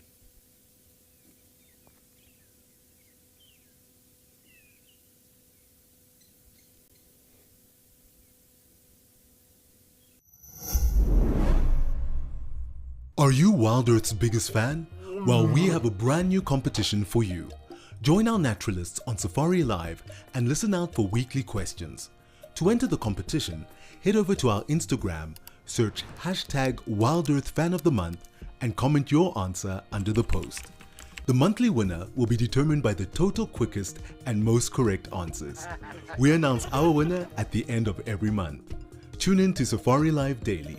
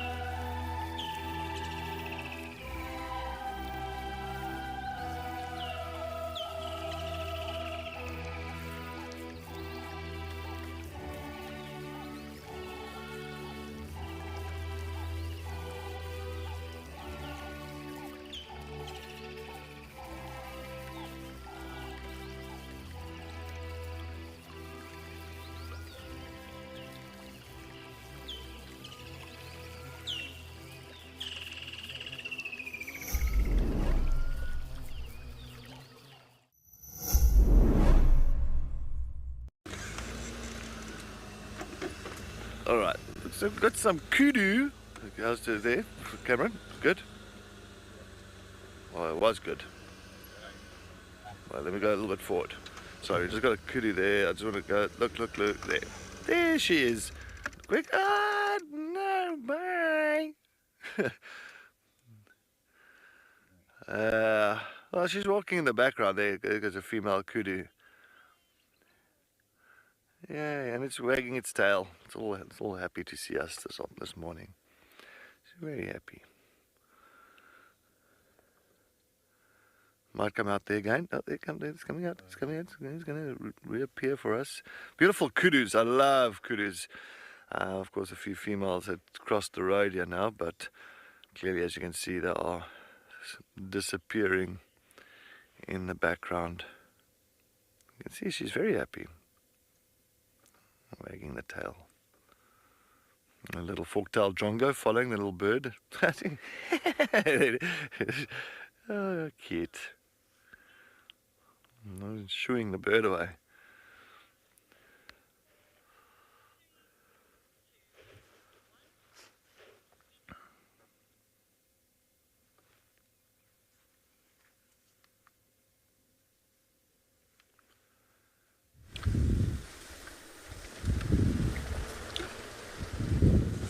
Back on, or still on the tracks, or still on the trail of some leopard.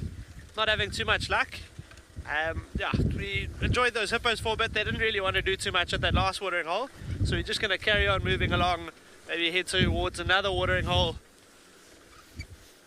A relatively quiet morning so far. It sounds like it's been pretty quiet for everybody, but still keeping the positivity up. And even a bad day out here is a good day anywhere else, so absolutely nothing wrong with just being able to enjoy the bush in the morning.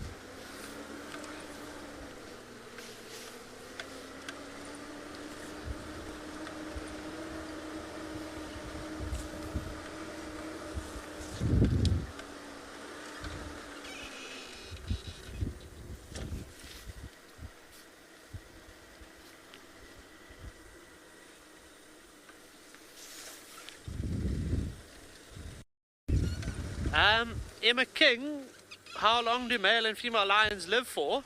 It does vary slightly, but on average, females live a little bit longer than males just because of difference in lifestyle. On average, males live about 12 to 14 years, and females on average live about 14 to 16. There are outliers and anomalies. Yeah, there's lions that have lived much longer. There was a male lion recently, I believe his name was Lunkito, I think, in Kenya. He lived to about 19. So you do get those outsiders, but males 12 to 14 and females about 14 to 16 years.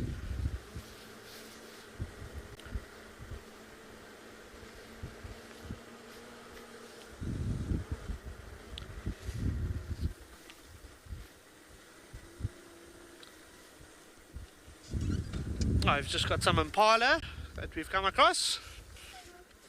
Looks like a little mix of a young male, a few females, just enjoying some grazing this morning.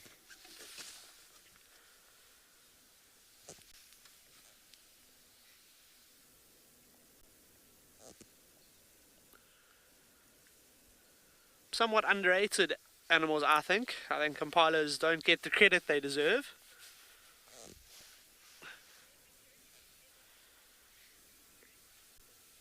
Ruth, do lion and leopard territories overlap? Yes, they definitely do. Obviously, there's a bit of a hierarchy of power there, so the leopards do know to steer clear of lions. But the territories do definitely overlap. I mean, predators in general, there's lots of overlap between them.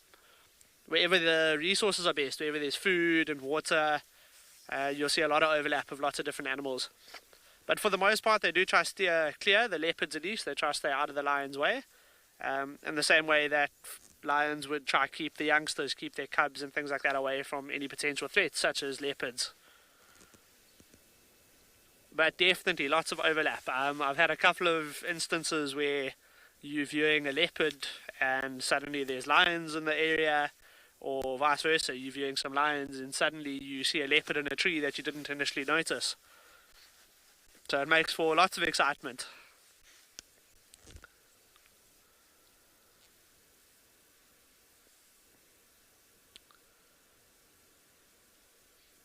Now these impalas seeming very relaxed, just going about their day.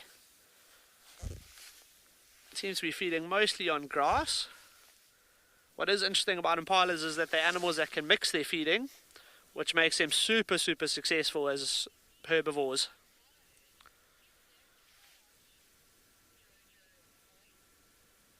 Jojo, is there a hierarchy with the impalas? No, not really. It's very relaxed, very mixed. This particular group, there's lots of young males. You can see them with their short, sharp horns. Haven't started developing and curling just yet.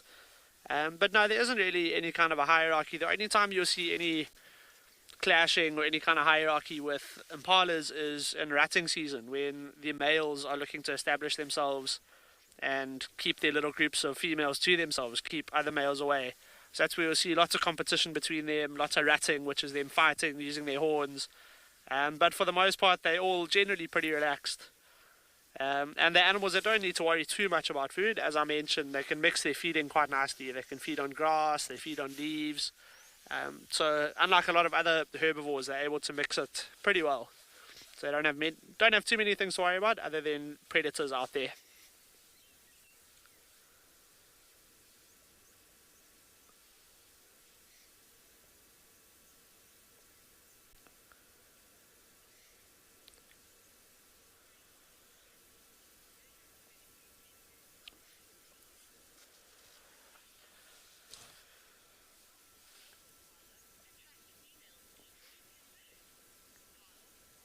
Carlos, how does the male attract the females?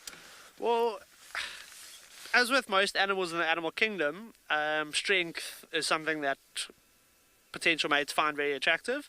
But with impalas in particular, I wouldn't say it's so much attracting the females. It's more herding them and keeping them close by. That's why you often see, during the ratting season, you'll often see and hear impalas running, calling a lot, just keeping their females in particular areas, just trying to sort of herd them and shepherd them just to keep them away from other males and potential threats.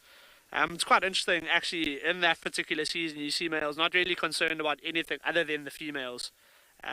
Even I've seen even predators being around and impalas just constantly running around, calling, just trying to chase each other around, with not really much concern for anything other than keeping their little harem close by.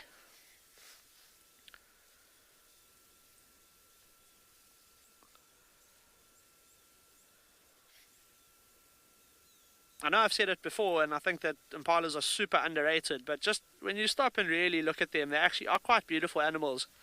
I think just because of the abundance of them in most reserves, people don't really take too much note and don't take the time just to really focus on the colours and the slight differences and just everything that they have to offer, all their beautiful patterns and colours.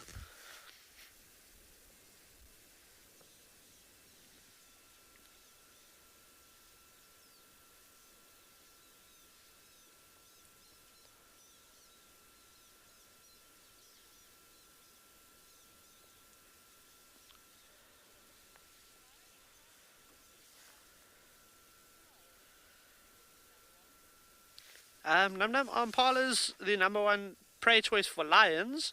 I'd say it probably does depend on particular reserves, but for the most part, no. Lions are quite big predators, especially when they in pride. Big predators that are social, so they have more mouths to feed than, say, a cheetah or a leopard, for example. So impalas would, if the opportunity was there, very opportunistic. So if they had the chance to catch an impala, I'm sure they would. But in terms of their preferred choice, I think bigger species, going up towards maybe kudu, wildebeest, zebra, those kind of things where there's a bit more meat to go around for the pride. Those are preferred prey choices for lions.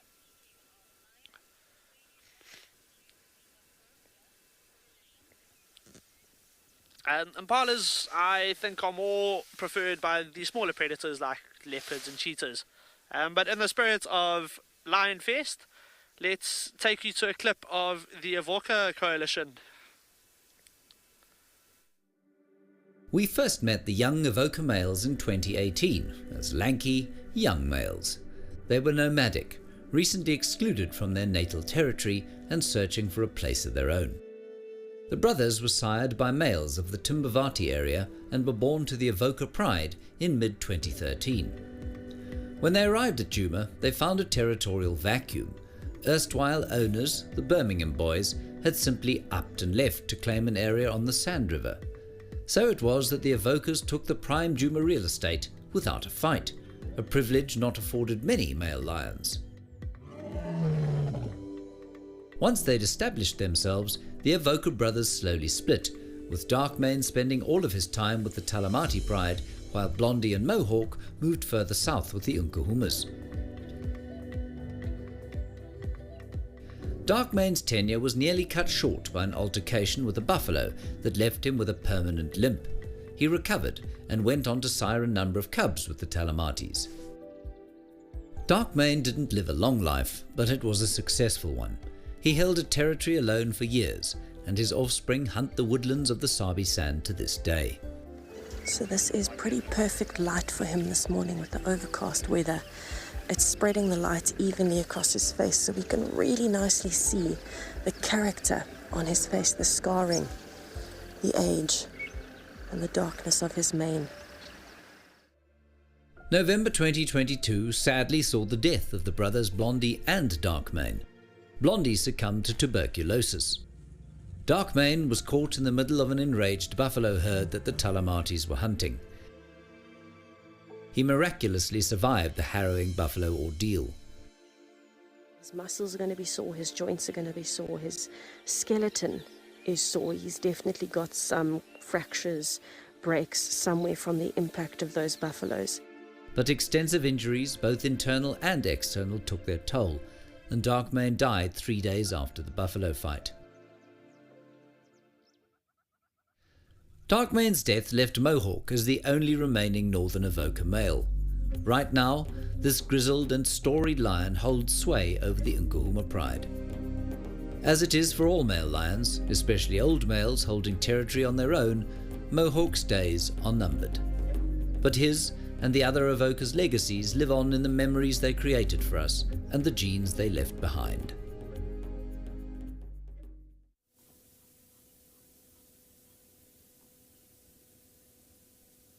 Another odd-looking bird. Look at that. The hammerkop, which translates to hammerhead, referring to that oddly shaped head.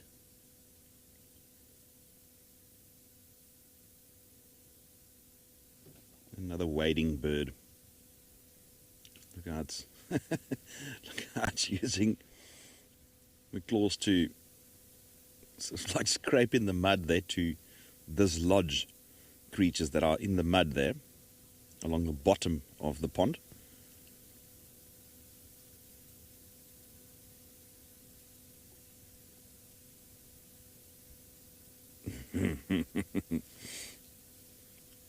Very typical feeding behavior of the hammerkop.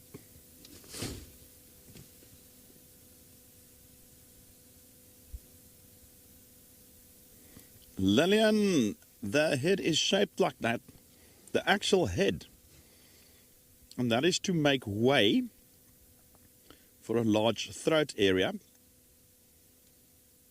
in order to swallow large fish and snails and those type of things. It's a combination of feathers, but the actual skull is shaped like that as well.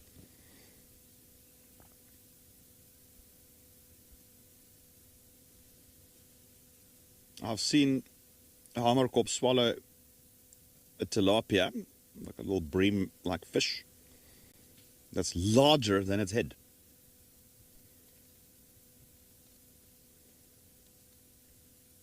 We got the geese perched in that dead tree.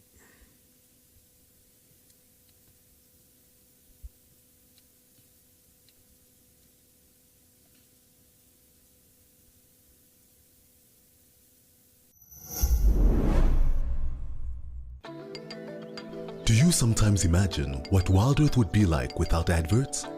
A chance to properly immerse yourself in nature without any interruptions.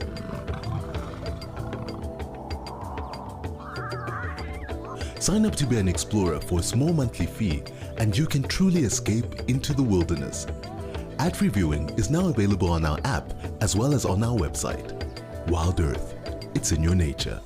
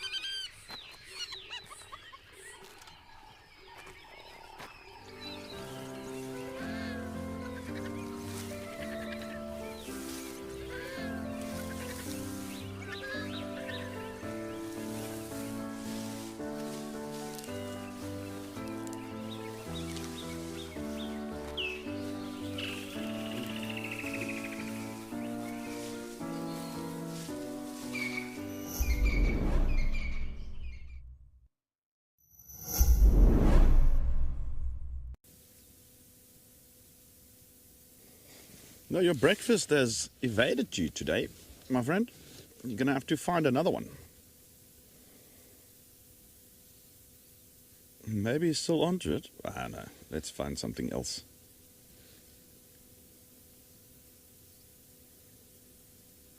That was close. Whatever that was.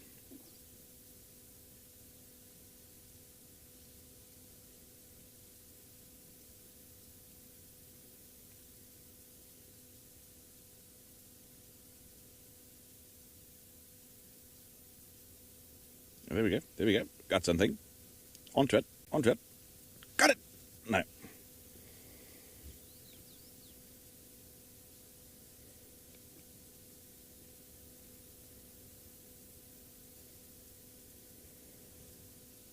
Come on, I'd love to see you eat your breakfast.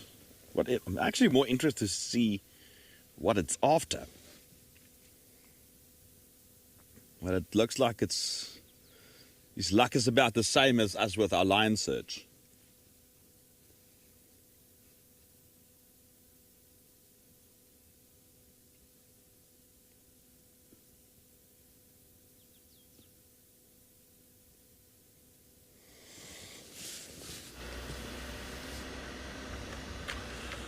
Alrighty then, so I actually went down to Gari Dam and I saw Mr.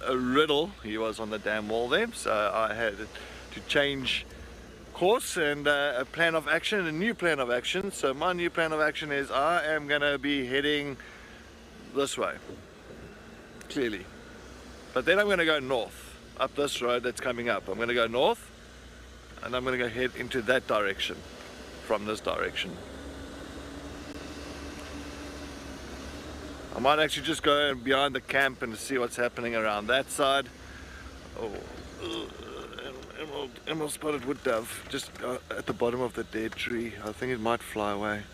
Yeah. Sorry, we've got a beautiful emerald spotted wood dove at the bottom of this dead tree. We will get there now.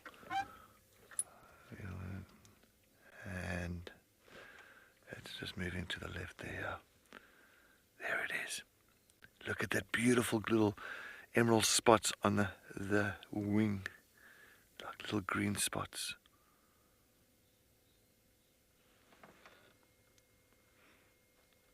Oh, that is so nice. And of course in the local language here we call it a shavambalan or shavambalane. And if you remember, one of Karula's cubs was that female leopard, called that male cub Shavambalan, meaning emerald spotted wood dove. And they're very small doves. Oh, it's fluffing itself up there, trying to stay warm. And they don't nest on the ground, they'll nest in the tree. Oh, look at that, how nice. And they always fly away. But this one is...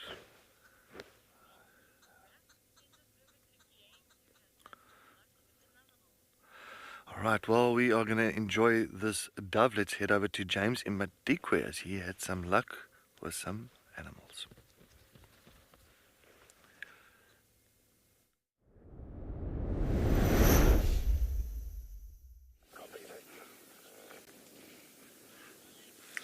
Hello, hello. I sound a little bit out of breath and disturbed because I've been driving through a thicket of Dicrostachys sicklebush for the last 20 minutes, and it's got thicker and thicker and thicker, and I'm of the opinion that no one comes here except these 3 elephants that we have with us. Hello, young man.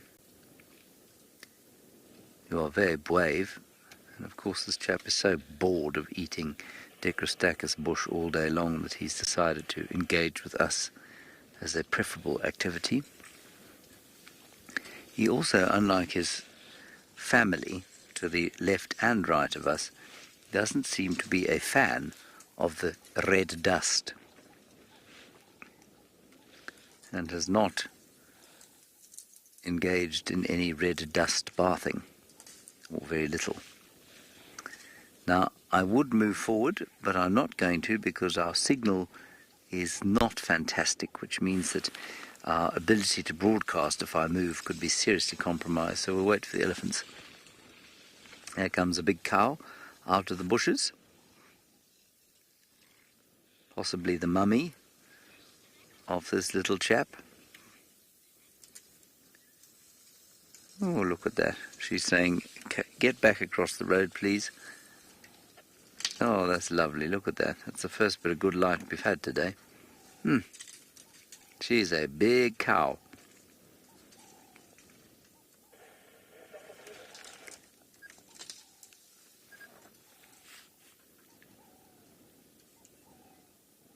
And just while you watch the elephant, try and listen out for the very hoarse-sounding Cape turtle dove to our left.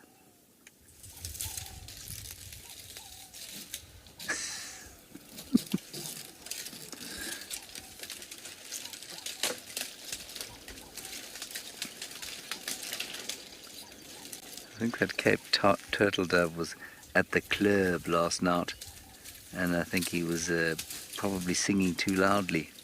Now he can't call properly. Mikhail, you're wondering if they're in danger from predators? At Madikwe, I'd say very unlikely to be set upon by a predator.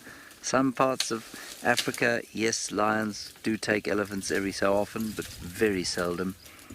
So, on the whole, no, they don't suffer the traumas of being set upon by predators. The greatest danger they face here is being punctured by an over-exuberant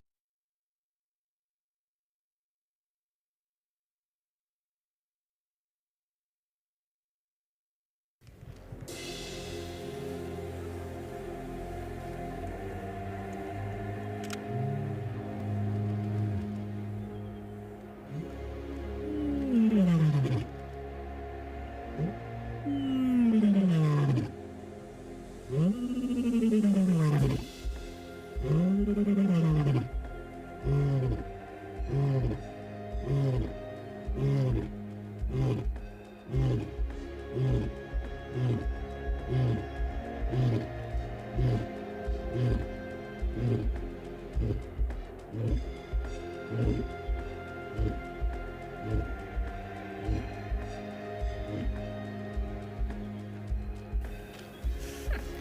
that was pretty epic.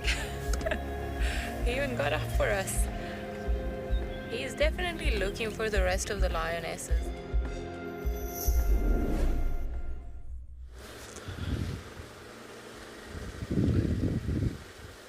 Back at Juma, still carrying on with our mission, haven't been discouraged just yet. Spent a little bit more time by another one of the watering holes. Just a little bit of, we saw a couple of hippos pop their heads up every now and again, but not too much other than that. Still just trying to set the base, maybe for the afternoon now. I mean, we haven't had much luck so far this morning, but there's still a lot of value in trying to find tracks and signs, even if there's nothing for the morning, just to set yourself up for the afternoon, just so you got a nice good starting point.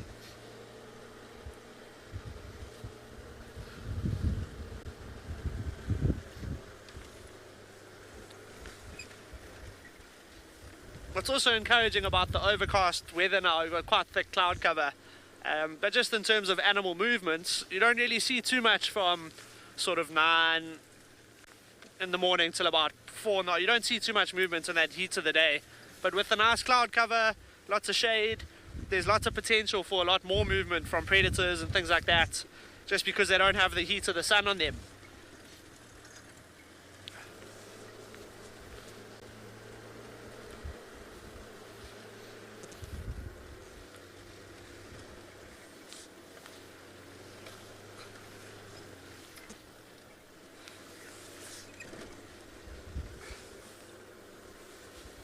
Hi Jules in New Zealand, thank you so much. Yeah, no, I'm having a lot of fun doing it, so I'm glad you're enjoying it with me.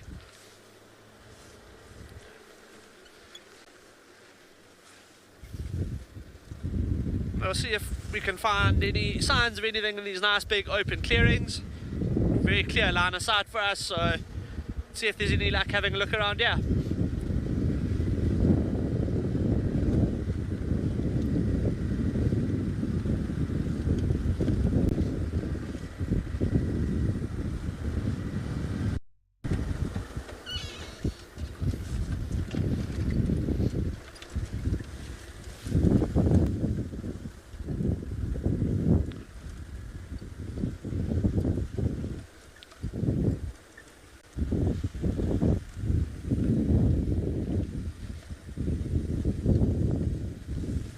Just going to carry on checking these clearings, see what we can find.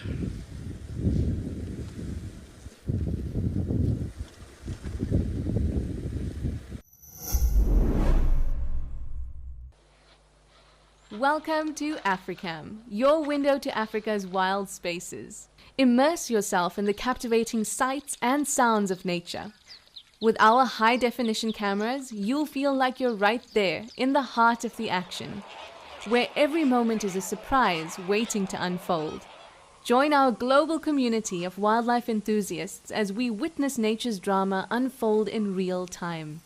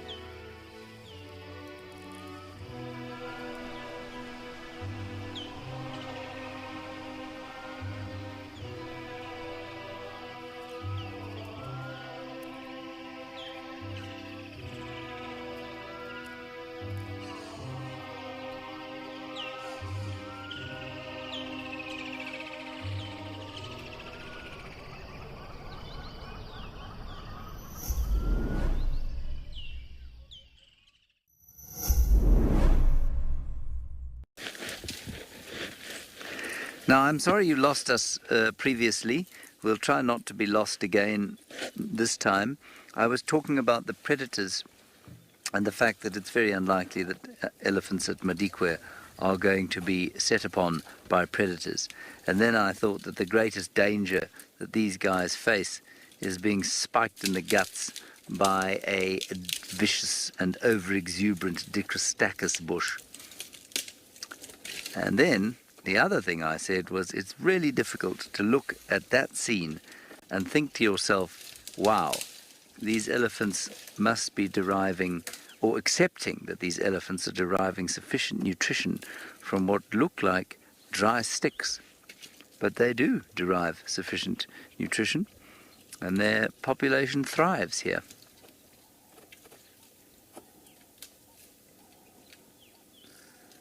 Yeah, and one of them has just dropped a dart, as they say in the classics.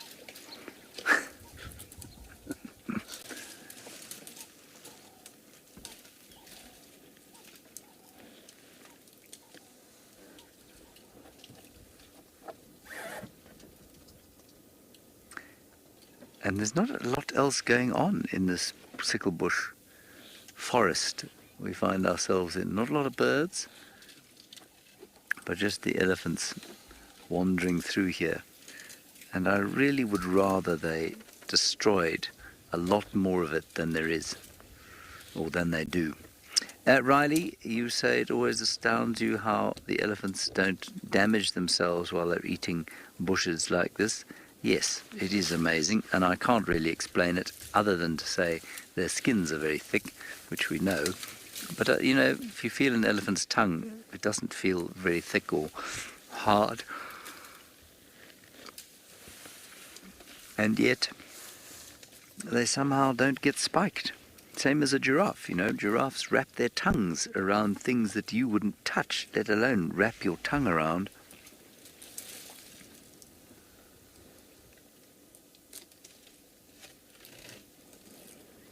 But there it is.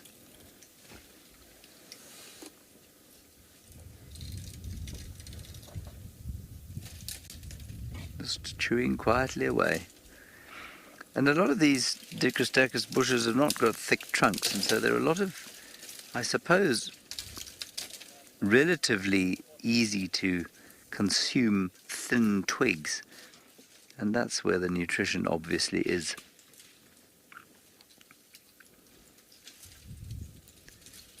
But it does amaze me that this reserve has been running as a game reserve since 1994. I can only imagine what it must have looked like before there was game in here. Bad is the answer. Leslie, I'll check my map. You say, how close is the nearest water source to this elephant? Well, the nearest water source is probably Chukudu Dam, actually, where we were earlier. And that is roughly, as the crow flies, I'd say maybe 3 kilometers away.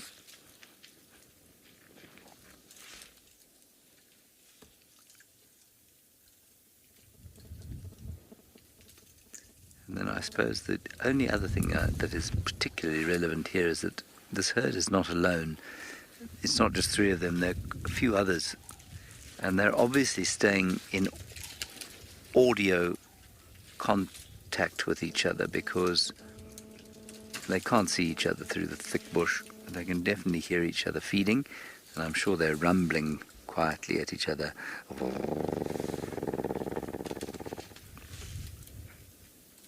And at a frequency we can't hear. I had my ears tested the other day, everyone. You'll be pleased to know that they work just fine.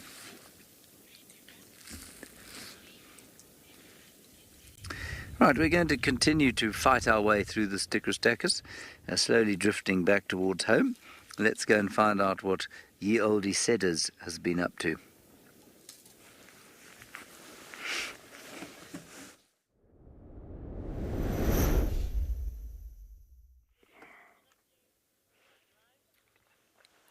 Hey, James. All right, I made my way out to Gari Dam, and we've got some more hippos.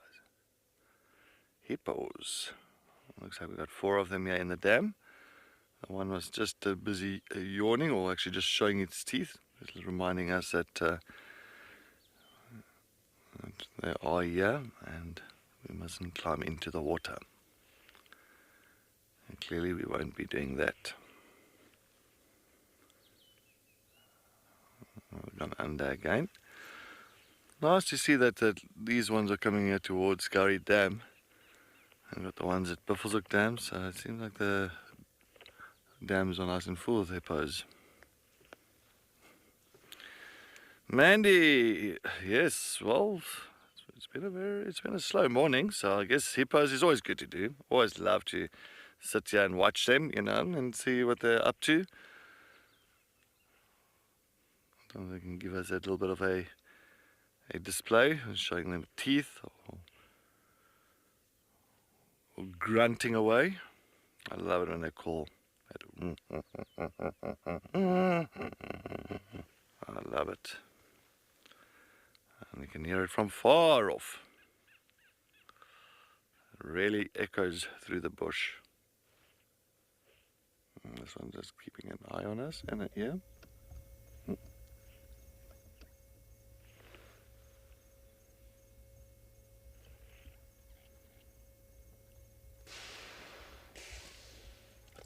And perfectly adapted for the water. Oh, there's one on top. Oh, one on top of the other one. Calvin, yes, there has been cases like that, and I've seen lions chasing a hippo. Oh, these two looks like they're busy kissing. Huh. But yes, they want to try, but not a good idea. I mean, oh, look at these two. What are they doing? There's like a little bit of... I think there's a youngster. Is there the youngster there with the mom? Maybe it might be that one that we saw at Buffelshoek Dam. But yeah, talk about the lions chasing hippos and going for hippos.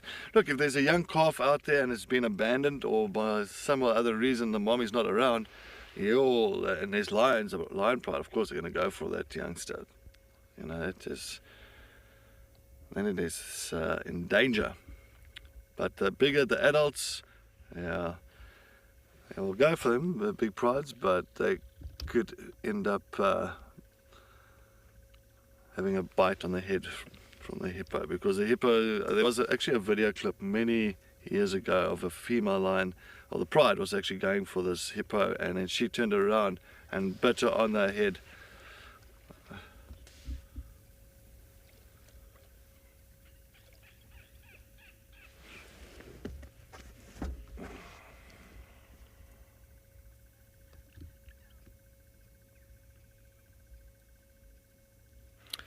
Well, as you know, we are very excited that we have launched a live at the waterhole with cams from Africam.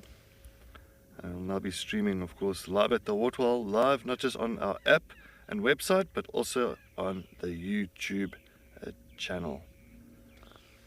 And that is, of course, straight after the sunrise and sunrise safari at 9:30 a.m. Central African time. So straight after the safari, we're live at the waterhole. And you can also watch and catch up live at the waterhole on YouTube.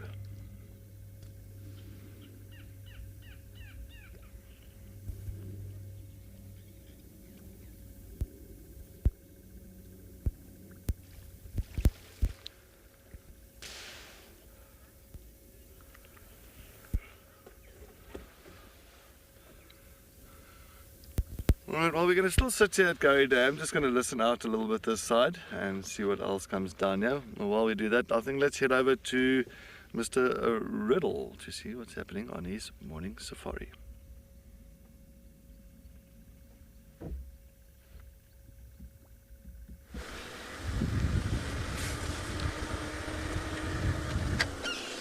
Between Cedric and I think we've covered a lot of ground this morning. We've covered pretty much the whole of Djuma, not having too much luck. Pretty quiet. I think maybe the cold weather was a little bit off. The cold weather has put the animals off a bit. Maybe they're staying nice and shit. But however, as it moves on, things will warm up a little bit. We'll start seeing a little bit of movement. They do have to start going eventually. They have to start getting somewhere eventually. But we're still just going to keep covering ground. That's the only way to do it. I mean, we can't find anything if we're just sitting at the camp.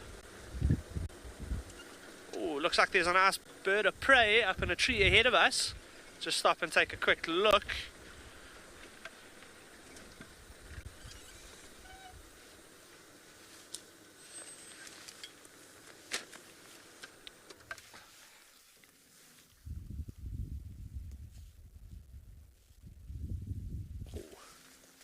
Oh, it looks like it might be, oh, it looks like a nice tawny eagle.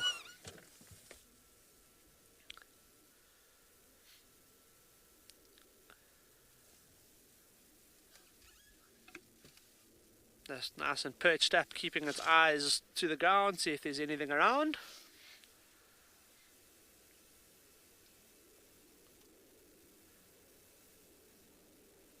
Keeping its feathers nice and compacted. Doesn't seem to be, also seems to be a little bit affected by the weather.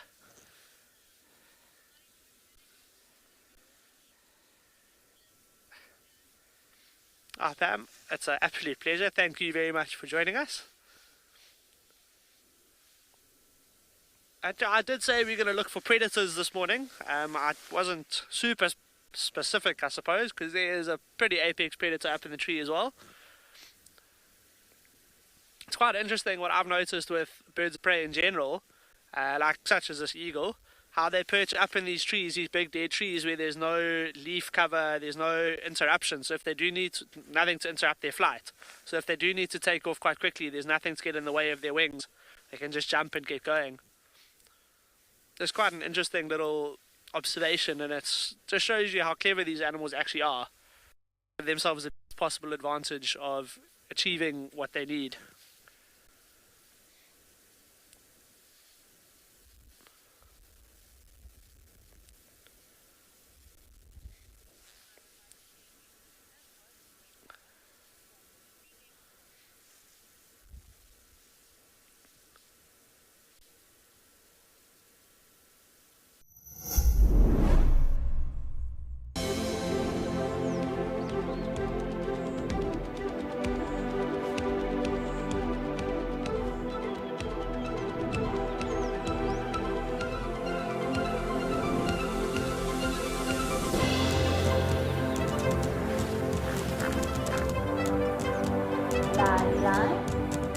Those sounds just go straight through you.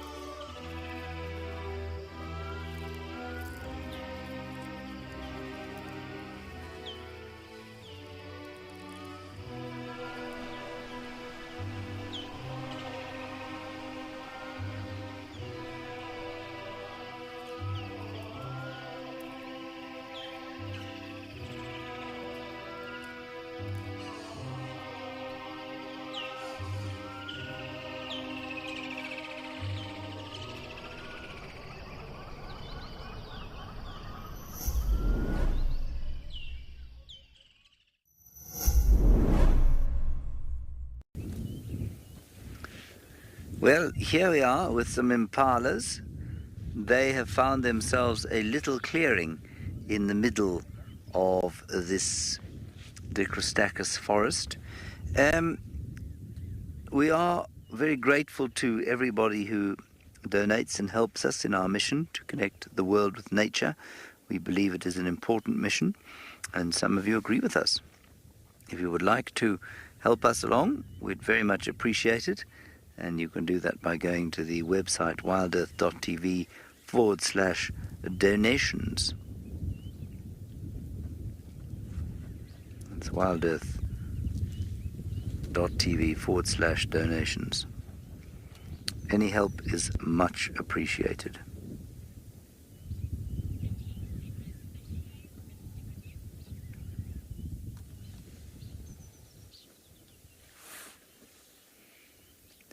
And there's finally a bit of bird song. I can hear some white-browed scrub robins, possibly even a Kalahari scrub robin. A black-chested prinia.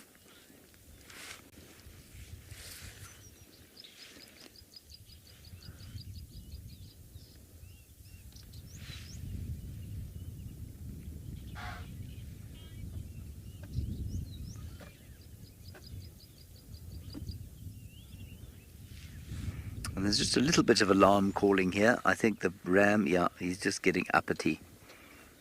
Now, we are nowhere close to the lambing season. We're about 3 months off that.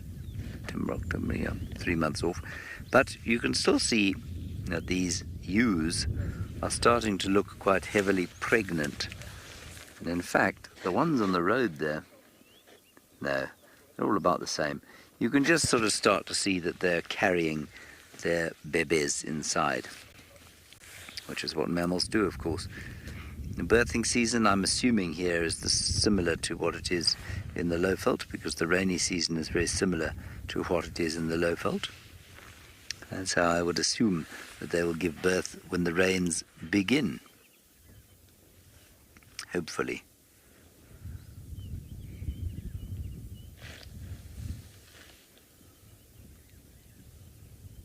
And that should be kind of mid-November.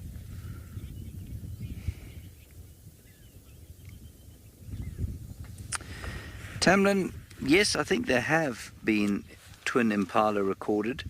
Very, very seldom. Almost never, I would say. And I would say it's very unlikely that the lambs would both survive. But yes, it has been recorded. I think it's been recorded in most mammalian species. It's definitely been recorded with elephants. I'm not going to go through predators and rodents, of course, because they have massive litters of babies. But in those that you'd normally expect one, such as ourselves, yes, twins are found from time to time. But I think, pregnancy for a mammal is pretty difficult at the best of times, certainly for a human mammal. And double pregnancy or triple pregnancy is probably that much worse.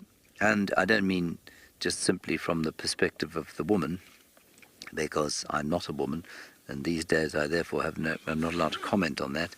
But from a medical perspective, it's obviously more difficult. It's slightly more dangerous, and the chances of something going wrong are just slightly higher. So that's why it doesn't happen frequently with animals that want to bear precocial young, such as these chaps. Okay, we're going to carry on. You're going to go across to Cedric, who I believe is probably heading towards quarantine clearings just outside the camp at Juma. He's probably smelling the delicious wafting aromas of breakfast.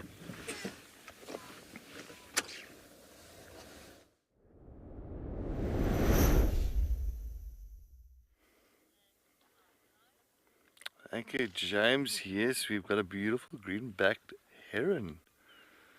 That's a name as a striated heron. And you can see very stealthy with its hunting technique. So just making sure. And it's like, no, there's nothing there. And let me move on a little bit So you see how it goes very low. And if there's anything like little fish that starts moving around close to the banks there, of course that heron is going to go for it with lightning fast striking action and try and grab the fish or a frog or a tadpole. You can see it's just waiting, almost like an ambush style.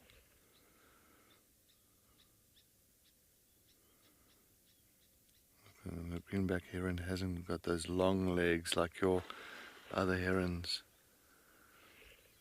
like the grey heron, Goliath heron, purple heron. Randall, yeah, it's nice watching them in stealth mode. I know it's stunning, and just the speed when they strike for a fish. The speed is incredible. It's amazing. As you can see, just keeping an eye out, and they work more with visual movement compared to if you're looking at something like the waders. So of course your storks, your hammerkop, they'll pretty much use more the contact or movement of that prey species, and they know that something is there. But with the herons, all due to vision.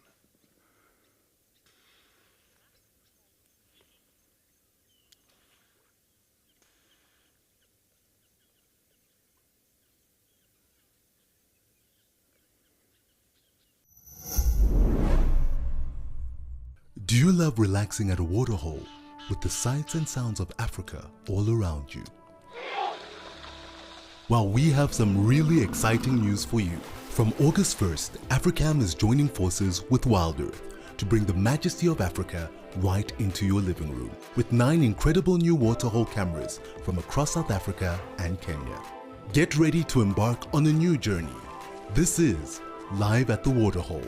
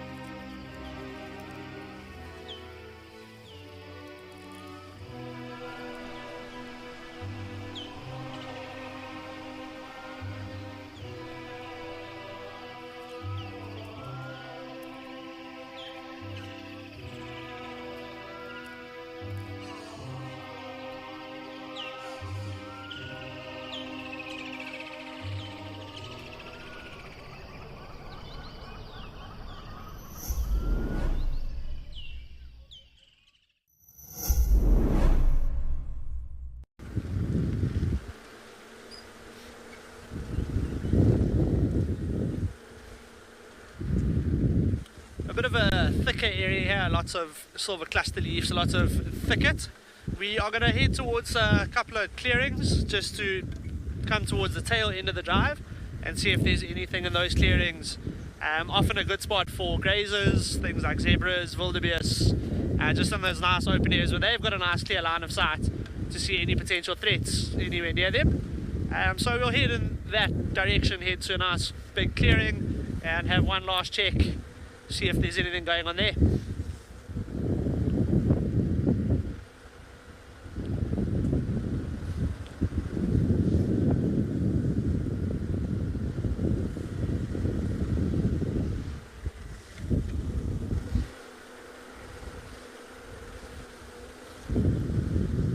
See, it's been a relatively quiet morning, lots of fresh tyre tracks all over all the roads.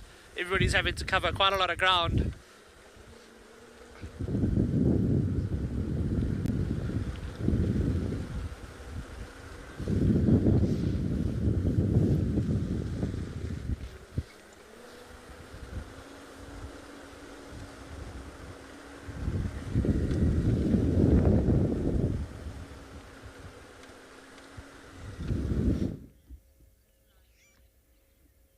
Alright, we're still here at Gowrie Dam, and we were actually behind a bush when we were watching that greenback heron just now, and there was a lot of commotion here in the water. Of course, these hippos were doing something. I'm not too sure what, but it seemed like they were maybe having a little bit of a playtime moment there, and chasing each other around. Oh, maybe we might get it again.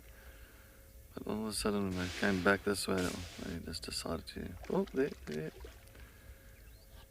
Look at the big male, of course, on the left-hand side.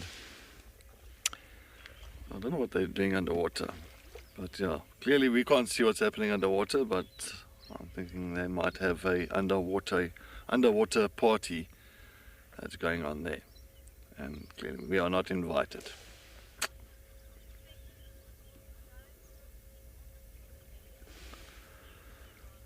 Bush Bobby, you are most welcome. Yes, well, it was a bit of a slow one this morning, but it's fine. It's always good. I always believe that you need to have these slow morning. Oh, look! Ooh, a little bit of playtime there between that male and the female. The big male on the left, female that was on the right. We might open his mouth again for him. Let's see. What are you gonna do? I don't know what they're doing. But yeah, as I say, it's always important to have those quiet times and that, because then, you appreciate the moments when you actually have something like, something substantial. That's all right. It's still Lion Fest today and still tomorrow, so we will still focus a lot on anything to do with lions. If it's tracks, if it's the animal, if it's the call that we hear, we'll focus on the lions. Oh, yeah, what's happening? Well, it's very interesting what he's doing here. A lot of how can I say, interaction between these individuals, but that's nice. Always nice to see this. There's a big boy. You can see they respect him. He's not moving. I think he's standing on an island there as well. So there is an island. But yes, as always, once again, thank you so much for joining us on our sunrise safari. And thanks so much for the comments and questions that you did send through to us this morning. And I'm hoping that we could answer as many questions as possible and keeping us on our toes. But yeah, we are still going to focus this afternoon once again on those tawny cats. See if we can find some of them around here. But I feel that those Talamati breakaways are in the north. But being a cool day, the sun is not out, cloudy, you never know. Maybe I'll head to Buffelshoek Dam and go and follow up that side. Maybe those lions have come down south. But we'll cross fingers, cross toes, hold thumbs. That is going to be the case.